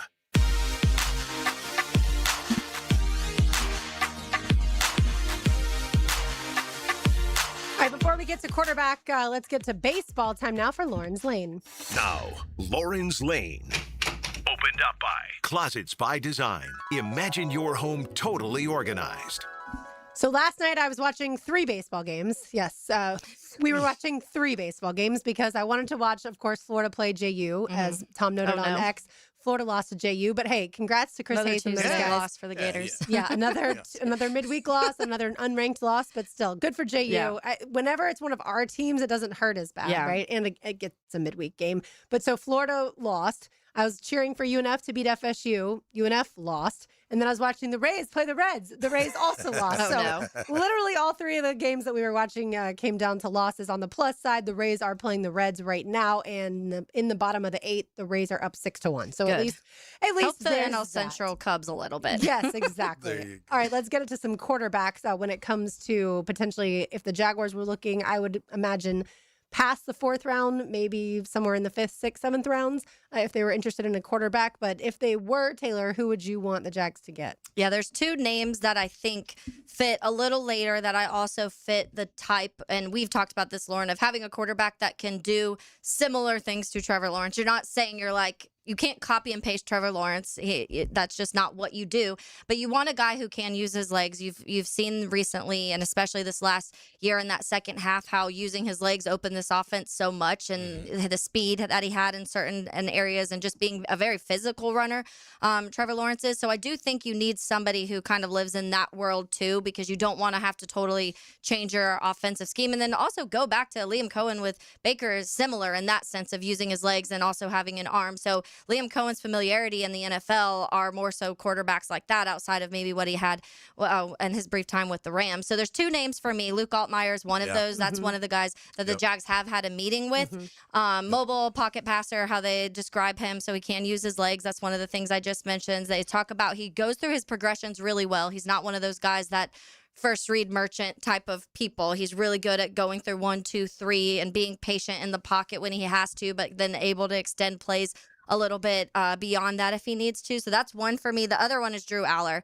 I think Drew Aller's size to me fits more. He's 6'5", 220, also another more mobile pocket passer type of guy, can run around. The one thing I hear about you talk about him is his arm. The velocity and the spin rate on the ball when he throws the ball is incredible, and that's something that a lot of people hype up in the sense of, can you develop that into something beyond what you were able to see in college football? The college football knock is going to be in the big moments that disappeared, and so can you get that kind of tamed a little bit? But also, if you're a backup quarterback, most of the time, you're hopefully not in it on those big moments. It's at the end of the games when you're winning and you need to come in and just keep going, or if an injury happens and you just need to get by. But those are two names for me that I just feel like fit what this offense can be and closely to Trevor Lawrence without having to go too high with them. Yeah, and I think, look. By the way, 7th round I've seen for Altmaier. Yeah. And when it comes to Drew Aller, probably, I would say some people have him way earlier. Like Matt Miller had him in the 4th, in the right? second round. Yeah. Oh, wow. That'd be so crazy. it is a bit like Yeah, all I've seen over with the place. him early 4th. And I've seen 4th. Yeah, I've seen a lot of 4th. I don't know if I do that early fit, like the Jags wanted the 5th round picks for the Jags. I think if he's there, that would be one. I wouldn't be mad about going there. Yeah, Matt Miller has the Rams taking Drew Aller with the 61st pick in his 7th-round mock draft. Really? And I Is understand. Ty Simpson already gone in this? Does somebody take In Ty? that one, Ty Simpson is gone with the 4 picks after. 65th pick to the Arizona Cardinals. Oh, no, that's not true. That's Carson Beck. Hang on. Oh, so he Simpson has would the already little be gone. panic of quarterbacks He starting has to happen Simpson in this going, one. yes, 33rd to the Jets. Okay. Yeah. The Beck one had Simpson, the name Simpson in the write-up of Beck, so that's why it went to the Beck one. But yeah, that's the tricky part about quarterbacks. Yeah. If the Rams, let's say the Rams do believe Drew Aller will be the successor to Matthew Stafford, they're not going to wait until the 6th Yeah, round you're to taking take him. him. No, They're no. going to take Right. him as early as they feel they need to. That's right, for sure. I think for us, it's going to be a kid pops up and he's just high on our board. And you're not like reaching, you're not searching for a QB, but to have a backup that can do what Trevor does and a guy you can develop. Remember, I was saying off the air, like there used to be, I don't know if there still is, but there used to be this philosophy like, look, every year you should draft a QB later in the draft if he falls and he's, on your value board and he comes up high because, one, you never know what you get out of him. Look at Purdy. That's what I was going to say. Look at Brock Imagine if the Purdy. 49ers But had had there's- it work with Trey Lance, Yeah. then they would have been able to deal Brock Purdy. Not that anyone would have known how good he was. No, at that right, point. right. But if you move one pick, then maybe Purdy's not there. You know what I mean? Yeah. That whole thing. But or it's trade bait. Or whoever. Maybe he's your backup for a long time. So I like the kid out of Illinois as well. I know you heard reports that they do. Let me just throw this at you real quick. So I was doing the mock drafts today, like just looking around. Mike Renner of CBS Sports has us taking Garrett Nussmeier, pick 88. Wow. Which is no way. There's no way that's happening. I don't know No. why he'd even throw that out there. That's crazy. Pro Football Network, by the way, these were all updated yesterday, 421. Pro Football Network has us at pick 203. So it's that 5th round, 6th round, taking Cade Klubnik. But he seems more of a pocket passer, so I don't know if that. Yeah, I don't love that one. All right, here's the guy I like, and he may not be there, and you may not take him at the time, but that we were talking about that Talon Green out of Arkansas. Very raw, but 6'6", Super 230, ridiculously fast. Yep. Had 19 touchdowns, but he's raw, so he's kind of a guy that you would take a flyer on if the value's there, and you say, you know what, let's develop him, and who knows what we can make of. So this is going to sound a little crazy, but just think through it with me. So in the past, sometimes Trevor Lawrence has gotten injured while running the football, okay? So, and then we've also seen, I don't think they love the QB sneak with him, right? That's why he ends up going over the Just top reaching, more, yeah. He got right? better at it, though. He did get better, for felt sure. like it. But so with that in mind, if you were to take a guy like Talon Green, let's say in the 4th round, could he become the Jaguars version of what Taysom Hill once was for the Saints, where you want to have a quarterback kind of be more of like your guy that you're not as afraid if he gets hurt, right? Like your backup quarterback, and you run the football with him in moments, I like don't know how if Florida used Tebow, back in the I don't know day. how physical this young man is, but I will say, when you said that, I Taysom thought Hill, yeah. wide receiver, like Yeah. 6'6". Tight end. The Taysom was tight end. Yeah. Like Felipe take him down the Franks moved field. from Yeah. quarterback to Yeah. wide receiver / tight end in the How NFL. tall He's is 6'6", 227 pounds. 6'6". Okay. I think he could be your version of Taysom Hill, and whether you want to use him as the running quarterback, whether you want to use him as a potential threat, an offensive weapon. What did they call Denard Robinson? The Oh, yeah.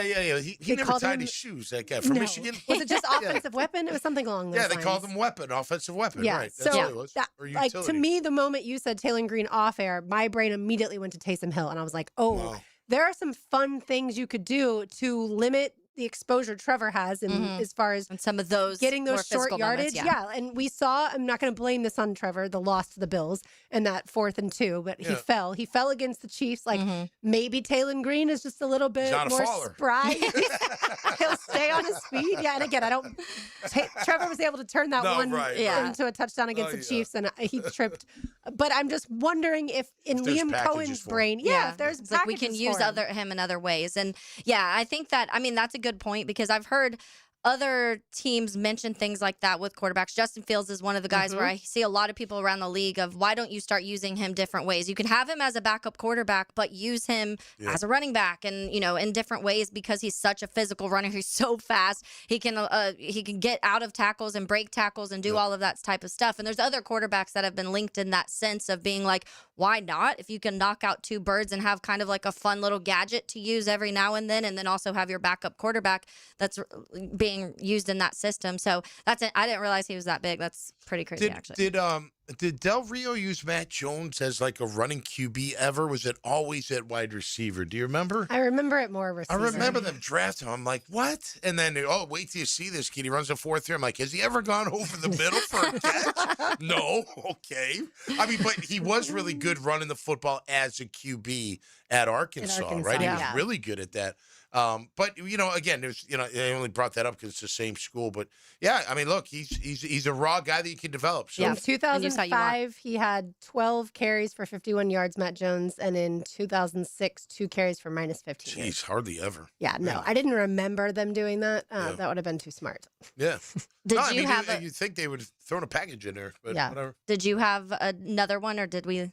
I think we went through the ones. I definitely don't, me personally, I don't love Drew Aller and I don't love Cade Klubnik, but that's also because I watch so much college football on Saturdays that their expectations were so high and then the seasons ended up failing. They were failures / the team was a failure, so that one's a little bit harder for me. On Prisco's better than team, he has a quarterback's name who I feel like no one has talked about, and that is a guy out of Rutgers. I'm not going to get this right, but Ethan Kalikiak Manis, something along those lines. And he said, I always look for the down-the-line quarterbacks who have a chance to make a roster as a backup and maybe even hang around for a while. Watching his games on TV, I came away impressed. Watching his tape featured a lot of impressive moments. He played the last 2 seasons at Rutgers after transferring from Minnesota, threw 38 touchdown passes and 14 picks with Rutgers. So I'm just throwing a name out there, not saying that that's the one that I want. There's one that I know the Jags also talked to. The other quarterback that they did have a virtual meeting with is the Baron Morton kid out of Texas Tech. I like him. I do, but that is one that is completely opposite of Trevor Lawrence. The man had a negative 113 rushing yards last year. So because in college they count sacks as negative. So he was losing a lot of yards because he can't get away when you need to scramble and move out of the pocket. And that concerns me a little bit. But obviously they see something because he was one of 2 quarterback meetings that they had. He completed 66% of his passes for 2,700 yards this last year, 22 touchdowns, 6 picks, and then 3,300 for 27 and 8 the year before. Texas Tech's defense, I think, carried that team more so. So it definitely probably helped him a lot. That's just one of the names that are linked to the Jags. I don't think it fits here. He's not in either of the 7-round mocks that I look at all the time, which is the Dane Brugler and then the Matt Miller of ESPN. He's not in either of those. Not saying he's going to go undrafted, but that could be a reason that they're talking to him is, hey, we don't have to draft this guy. Yeah, and it could be an undrafted. I think they'd have to fill, if they use all 11 picks, which we're guessing they're not, but I'm pretty sure I saw a chart where it was like what their roster, the amount of players they have on the roster right now, with those 11 picks, they'd need 15 undrafted free agents to fill their roster. So I'd probably expect more because I'm guessing they're going to come out of there with like 8 or 9 picks. Listen, let's take a flyer on Diego, man. He can fly around. Can bring him to Jacksonville. Get 7th round or what the heck. The only problem with Diego is I think he would expect to start. And I'm not saying that's realistic that he would really think he would start over Trevor Lawrence. But he is the guy that I think believes he's a starting caliber quarterback in the NFL. And he can run. Like Gardner Minshew. Gardner believed for a long time that he was also a starting caliber quarterback. I was about to say, I think he still does. He might. He might believe that. Just need a shot. Well, right now he's got a shot because Brissett's kind of holding out. Brissett wants a new contract. With the Cardinals. Went for him, so give him a chance. And I'm not saying that Gardner has no skills whatsoever. I'm just saying I don't think he's proven that I don't think he's starting. Gardner was perfect to come off the bench and play that kind of street ball football, and they finally caught up to him, right? They figured him out, but initially they're like, man, what is this? And it was fun. Yeah, it was fun. A lot Which of fun. one of the comps for the Baron Morton kid, by the way, was Sam Hartman, and I was like, does he look like Sam Hartman? Don't know if I want him to play like Sam Hartman at the NFL As level. long as he looks like him. There you go. No comment. All right, more to do on the other side, including the golden moment. Maybe we'll mention Todd Golden in association with that. We shall see. It's Helmets and Heels, 1010 XL, 92.5 FM. I'm Frank Frangie. Our show will be live from Mr. Chubby's in Ponte Vedra talking NFL draft and a whole lot more. So come out and join us from 4 to 6 Friday for $12 select buckets of beer and $5 fireballs. This Friday at Mr. Chubby's Wings in Ponte Vedra. Have you got concrete or asphalt rubble piling up? Arcosa Crushed Concrete will pay you for it and recycle it. They're just minutes from Everbank Stadium on Talleyrand. Call Arcosa Crushed Concrete and get paid for what you don't need. ArcosaCrushedConcrete.com. Frank Frangie here for Bono's Pit Barbecue. Bono's has been serving Jacksonville's best barbecue for over 75 years. And now, catch this. Bono's new limited time offer features an Atlantic fried cod platter with 2 pieces of mouth-watering fried cod and 1 southern side for $15.49, or a fried cod sandwich with 1 southern side for $12.99. You can't beat that deal. And after 1 bite, you'll be hooked. So you better hurry in. The fried cod platter right now at Bono's. And remember, if you don't see a pit, it ain't legit. Jimerson Burr is a full-service, Florida-based commercial law firm that has experience and capabilities to handle any legal issue a business is confronted with. Learn more about what they can do for you at jimersonfirm.com. Bueller. Stay cooler with Bueller. Hey, buddy. Why so glum? Stinky ice cubes, Jason. It's all downhill from here. What? The tap water at my place smells kind of funky. Funky tap water makes funky ice cubes. I meet a nice girl, invite her back to my place for a cocktail, and blow my whole romantic gesture with a mojito that smells like dog's feet. Wait, I can totally make you way cooler. I'm not taking your charity ice cubes, Jason. I have my pride. Your pride is safe. Our plumbers can be at your house the day you call and install a whole home water purification system. Water tastes better, dishes come out cleaner. Even your hair feels better after you shower. Ooh, the ladies love a man with soft hair, don't they, Jason? Life moves pretty fast. If you spend every day worried about the water in your own home, you could miss it. Stay cooler with Bueller. Visit BuellerAir.com. Hey, Jacksonville, listen up. Termite swarms are active right now, and once they get inside, damage can happen fast. Termites don't knock. They silently attack the structure of your home, leaving behind costly repairs and long-term headaches. Lauren Brooks here. Protect what you've worked hard for with the proven protection homeowners trust. Terminix it with advanced termite treatment and prevention solutions. Visit Terminix.com to schedule your free termite inspection today. Growing up in Jacksonville, I always associated beards with an elevated experience, something that isn't your big box store. Dr. Aryan Afshari talking about his experience at Beards Diamonds. Every single time I've walked into Beards, I have felt confident. I have felt like I've been guided down the right path. I feel like no one is there to take my money and that they all have my best interest in mind. When Dr. Afshari went into Beards Diamonds for his engagement ring, he was blown away by the selection. We walked into Beards, they showed us a massive array of diamonds, of bands. But they helped him narrow it down and even offered to customize a designer setting for a one-of-a-kind ring. I showed them some inspirations and they really kind of knocked it out of the park. I think Megan still has the best ring out of all her friends. Beards Diamonds. Unbeatable selection, direct importer prices, designer rings, no commission salespeople, and local owners. I wanted something meaningful, and that's what I found at Beards. Get the value and luxury experience you deserve. Beards Diamonds at the St. John's Town Center. Need protection? Call Craig and Christine Kaprosky at Goosehead Insurance. The Kaproskys are a husband-wife team committed to finding you the right coverage at the right price in just a few short minutes. For home, auto, flood, or specialty insurance, Craig and Christine Kaprosky are the answer. Craig.Kaprosky at Goosehead.com. Are you an experienced automotive technician and tired of working for employers who put profit over people? Then come to Action Transmission on Merrill Road and get trained on how to diagnose and rebuild today's complex transmissions. See how we're different. Get traction on your career and come to Action. Equal opportunity employer. 1010XL, presented by Farah and Farah, exclusive injury law firm of the Jacksonville Jaguars. Still present, ready. Farah doesn't flinch. Now, the Monahan's golden moment. Monahan Jewelers in Atlantic Beach, your local family jewelers. Golden moment for today as we're getting draft day tomorrow, wrapping up some of the 1010XL Media mock draft that we do annually. We were able to do it last year. This year, Jaguars Today and XL Primetime, knocking that all out. Always a good time. I mentioned earlier some of the notes from that. A couple surprises in that first round. C.J. Allen, the linebacker, did not go, but Jacob Rodriguez was drafted. Yep. Colton Hood, the cornerback out of Tennessee, was drafted high. 12th overall to the Cowboys, which is interesting because both of those surprise picks are the Cowboys. Well, yeah. 12 and 20. Yeah, they're used to Jerry Jones, I guess, at this point, so they know kind of which way he may go. There was a few other names, in my opinion, that hadn't gone. Neither Clemson guy T.J. Parker or Peter Woods had gone yet. Caleb Lomu, that other tackle out of Utah, was somebody I've seen go in the first round quite a bit. He didn't go. So some interesting stuff when it comes to that. I mentioned also that that it was, what was the final number? 20 of the 32 schools that were selected, players that were selected from these schools were from Indiana, Ohio State, Texas Tech, Miami, Oregon, Notre Dame, A&M, and Tennessee. So 8 schools had 20 of the picks in the first round, including 12 picks out of the Big Ten.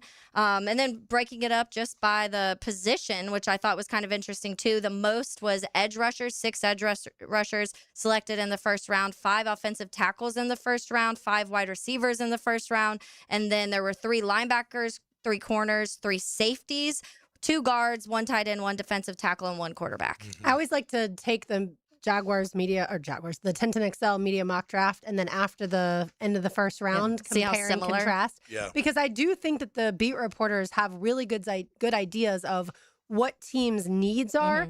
I just don't know that they have a great idea, obviously, because they're not allowed in the war room. Right, what the actual or even pick is. with the scouts to what the actual pick is. And by the way, I feel like scouts don't get enough credit for all the amount of hours that they put into it. We always talk about the GM and the assistant GM, but the scouts are also the ones that deserve credit. Oh, yeah. And I will say in ours, too, obviously there's no trades. And I think that affects a lot of it, too, because multiple people in this one were like, they're looking to trade. Like, Dallas is clearly looking to trade up. And there was like 3 or 4 teams that were like, we're looking to trade back into the later first. Some people that were in the later first looking to trade back into the early second, early to mid second. A lot of people were talking about that. So it is a little harder because we don't do that. Would be way too much chaos to try and do trades on our media mock draft. But I think that is why if you see any, I went back and I looked at the Caleb Williams when he went first overall, and I was looking at how accurate it was. I mean, our media mock draft almost had everything nailed, but there were trades, and so because there was a few trades early on, and then obviously Atlanta ended up going Michael Penix, and that kind of shot things a little bit away after that. But there was a lot of hits in that draft, and that was just one I was quickly going through. So I think if we could do trades, like if there was some way that we could do that without it being absolute madness and trying to figure out a way to do that, I feel like we'd probably be pretty close. Because to your point, Lauren, the people that cover that team know the most of what's been talking about, the names that have been talking about, and position need, especially in the first round. Yeah. Yeah, I tell you, as far as trades, I think Jeremiah Love's the first target early in the draft. Someone's going to want to try to get up to get him. With somebody with unless those he 2 goes, picks. for instance, like third. If he goes third, Arizona, I doubt they'll go higher than third. But if he gets past 3, I bet you someone's going to try to make a run. David Bailey, you got to wonder. You hear stories that he may slide a little bit. That he's not as good against the run as they'd like him to be, but he's obviously very good getting to the QB. You got the Ohio State guys, or anybody gonna want to trade up for that? I'm trying to think who would you trade up for? Maluga, the tackle maybe, but if the back injury is real, I don't know if I'm doing that. Jeremiah Love for sure. I think a lot of people probably have him rated number 1 in their drafts. Overall, I wouldn't be surprised in that. But do you see anybody else that you got to have in that first top 10 picks that?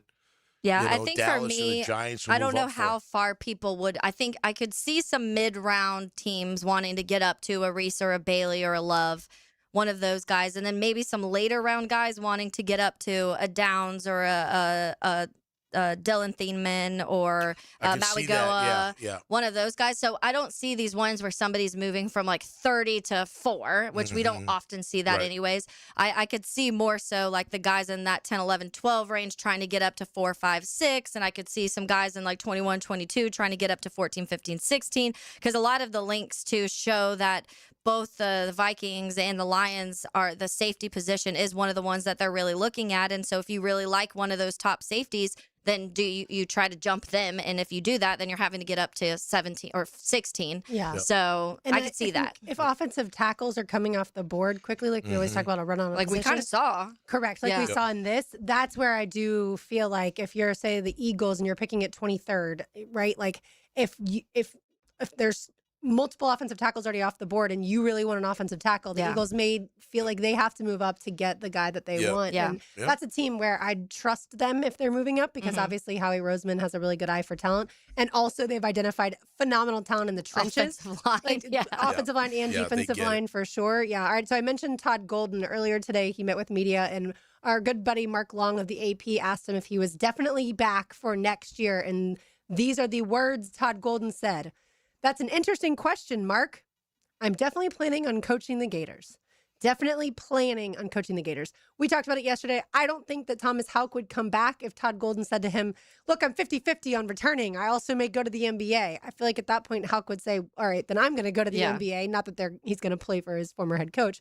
But I just don't see that relationship, that close relationship that they have, that Todd has with Alex Condon and the other guys that are returning too, and a Boogie Flynn. I don't see Todd Golden sitting in front of them and guaranteeing them he's going to be back next year and then at the last second changing his mind. But those were his comments, so I just wanted to share. Did he guarantee he's coming back or he's planning on coming He back? said, I'm definitely planning on coaching the Gators. But the way that he I'm said, definitely coming back could have been Could have said, been. but Yeah. he threw I'm that back. planning in there. Yeah, Correct, planning yeah. to come back right. as opposed to That's why I I'm coming wanted to back. mention it just so people heard Yeah. exactly what he said. But I do Yeah. think when he said that's an interesting question mark, he had a sly look on his face. Right. Whenever, Why would all these guys come back if I'm leaving? Yeah, and Right, whenever but a maybe they don't coach know. meets with certain beat reporters, you can tell that they have an interaction with one another, right? Like a good relationship. And Mark Long is one of those guys that's not afraid to ask the hard Oh, yeah. questions. Yeah. And so you know that Here or there. yeah, exactly. For the Jags or the Gator football or Gator basketball. So you know that Todd Right. knows Mark Long. And I'm not saying Todd Golden's not saying the truth, but coaches do not tell the truth all the time to their That players. is very true. I would say with Hawk, I wonder, like RJ said, if he was a lock to be a lottery pick, would he come back? And, he's not a lock, right? He's kind of on that borderline. So maybe that's part of the reason. And he wants to win in the college life and all that. That all gets factored in. I'd be surprised if Golden leaves, but I don't know. I mean, are the contracts the same, different, with coaching in the NBA? Like in the NFL, like you got to go. Like the money's too good to It's interesting. say Nowadays, no to. the money's come much closer Closer. between college If you're not football one of and those the top NFL. picks, The yeah. problem is we don't actually know what NFL coaches make, though. Like we hear Correct. rumors, but Yeah. we Right. know what college football coaches make. Like Yeah. Lane Kiffin, $13 million a year. I've heard rumors that Harbaugh wouldn't go to the Giants for less than $20 million a year. You hear 20. I heard Belichick was up near 25, 30 a year. I mean, Wow. those guys. But like Liam Cohen can't command No, not $20 yet. million a Yeah. year. Not yet. Right. Not yet. So I don't know what his salary is, Yeah. but you'd expect Like NFL 10 or coaches 12 to, but somewhere. that would be less than some college football coaches. Yeah. Well, Yeah. it's Liam probably also true. could I'm have sure had a some couple pull, do though. make more. They wanted him pretty badly enough to But fire nobody the general else- manager. So Yeah. maybe he did have some I bet you the highest paid numbers. guys in college coaching are more than the lowest paid guys in the NFL. That'd right? be interesting. I would Steve think it'd be Kerr pretty makes the close. most in the NBA at $17.5 million. Okay. I don't And like then what's that guy the at all. highest NBA coach make? You mean college basketball? college basketball? Yeah, Yeah. sorry. Bill Self, like 7 to 8 million is what Okay. a quick almost 9 million. So there is definitely a and the discrepancy, buyouts but are that's there, the the highest. guarantee are there. So yeah. with I Todd Golden, guess- his He'd probably buyout's double. interesting. His buyout is only $2 million if he were to take an NBA job, and then it's over $10 million if he were to take a college job. Yeah. So obviously he and his agent worked that in because Yeah. eventually he wants to go to the NBA. It just better not be Well, next and year. it's more likely that you'd want to leave for the NBA than you would college football.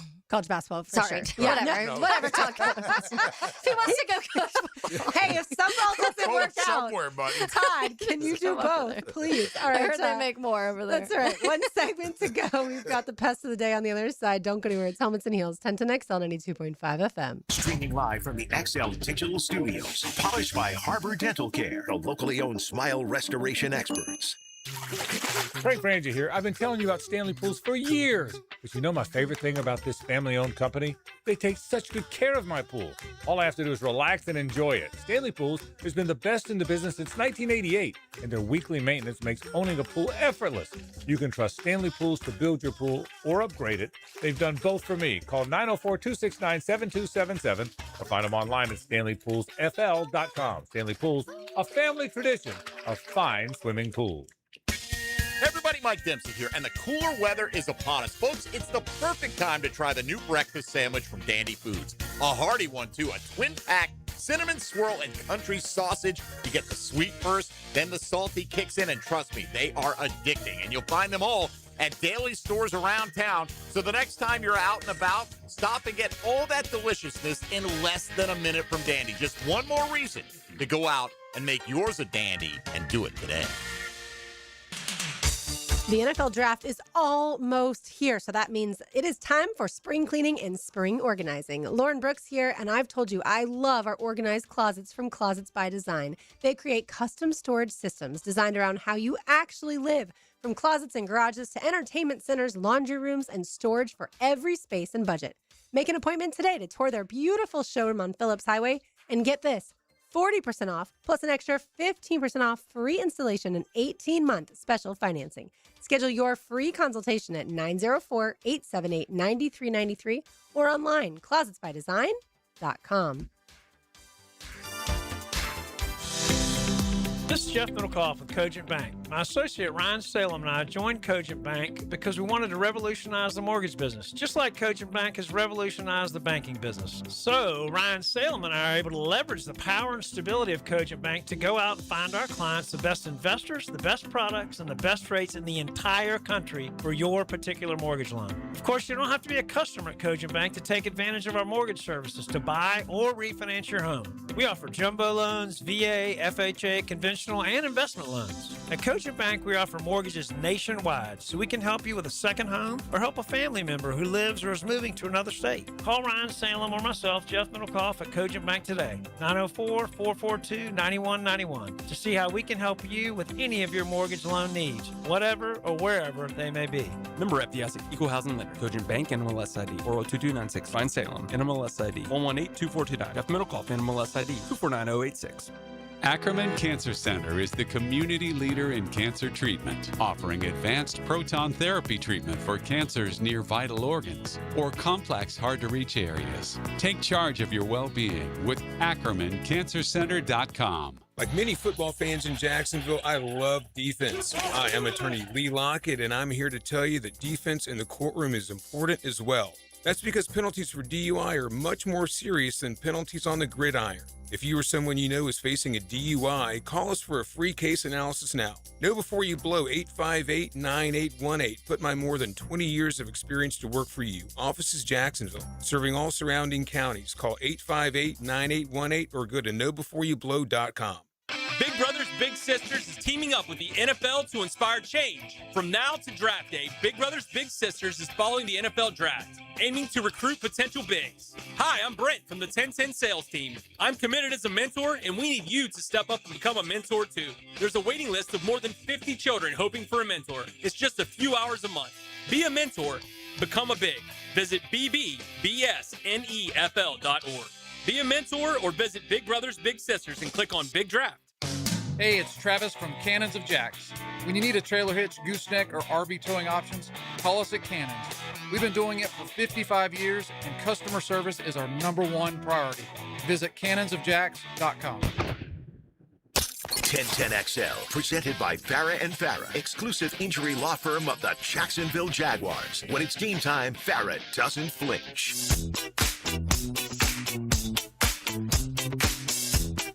Taylor Vidal, Tom McManus, RJ Saunders, I'm Lauren Brooks with you. Time now for the Pest of the Day. It's always brought to you by our friends at Terminix. You can find them online, Terminix.com. That's Terminix.com. They're coming out to our house tomorrow. They do a fantastic job with all of your issues that you have when it comes to pests, as well as they do ViStar Ballpark, ViStar Veterans Memorial Arena, and all of your favorite event venues around town.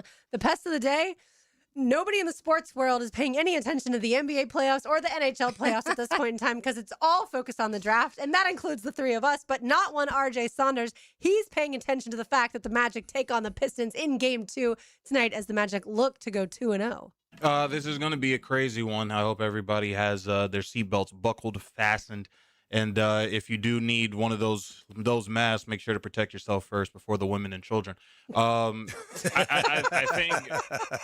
think honestly, for me, that was an airplane reference. I don't like plane references. Remember? I think honestly, for me, I think if Orlando wins Game 2 of this series, Detroit's certainly on the ropes. I mean, Detroit's talking a real good game, but the fact that Jamal Mosley, and I mean, we've always kind of joked about this in years past, just as basketball fans, where you say you want to just sit somebody down in front of a TV and say, like, hey, like, can we get that guy? Mm-hmm. Orlando did it. Head coach Jamal Mosley, he showed Paolo Banchero, Desmond Bain, Wendell Carter Jr., just all these guys, like, their college highlights, and just saying, like, hey, listen, you're that guy. You can be that guy. Like, just go out on the court and do it.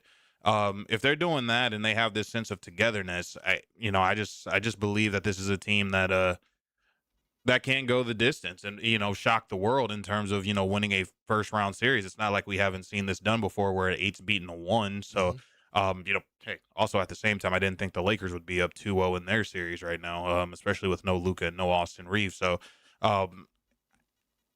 Orlando had this motto back in the 90s, why not now? Why not us? I think that they need to have that motto right now and see if they can't get another one against Detroit tonight. They should feel confident. I mean, I see where DraftKings or the odds by DraftKings, they still got Detroit at 8.5 point favorite. But I mean, if you're Orlando, that's not one seed. That don't mean nothing, man. We got to feel confident. Now they got to take care of business. I think if Detroit evens it up, then Orlando might be in a little trouble. At least initially. We'll see how they respond. That's what's a great thing about the playoffs too, man. You get a team that plays well on the road, like nobody's expecting them. They're like, oh, this is great. And then, if they get another game, now you like get this Cinderella type thing going. But anything can happen at that game, at least in the playoffs, I would imagine. Are you rooting for the Magic, Tom? Yeah, I'll pull for the Magic. Okay. Why not? I mean, at least not in this game. I mean, but yeah, I guess the Bulls aren't in it. Celtics are the Celtics in it? Yes. I'm not really a Celtics fan. I'd be a bandwagon jumper on that. I can't say I've ever really cheered for the Celtics. You know what I'm saying? So if I have to pick a team, I'd pick Orlando, at least for this year's playoff tournament. Okay. 76ers and Celtics are squaring off. Yeah. I used to like Dr. J. Back in the day. Back in the day. Back in the day would be Dr. correct. J was cool as hell back in the day.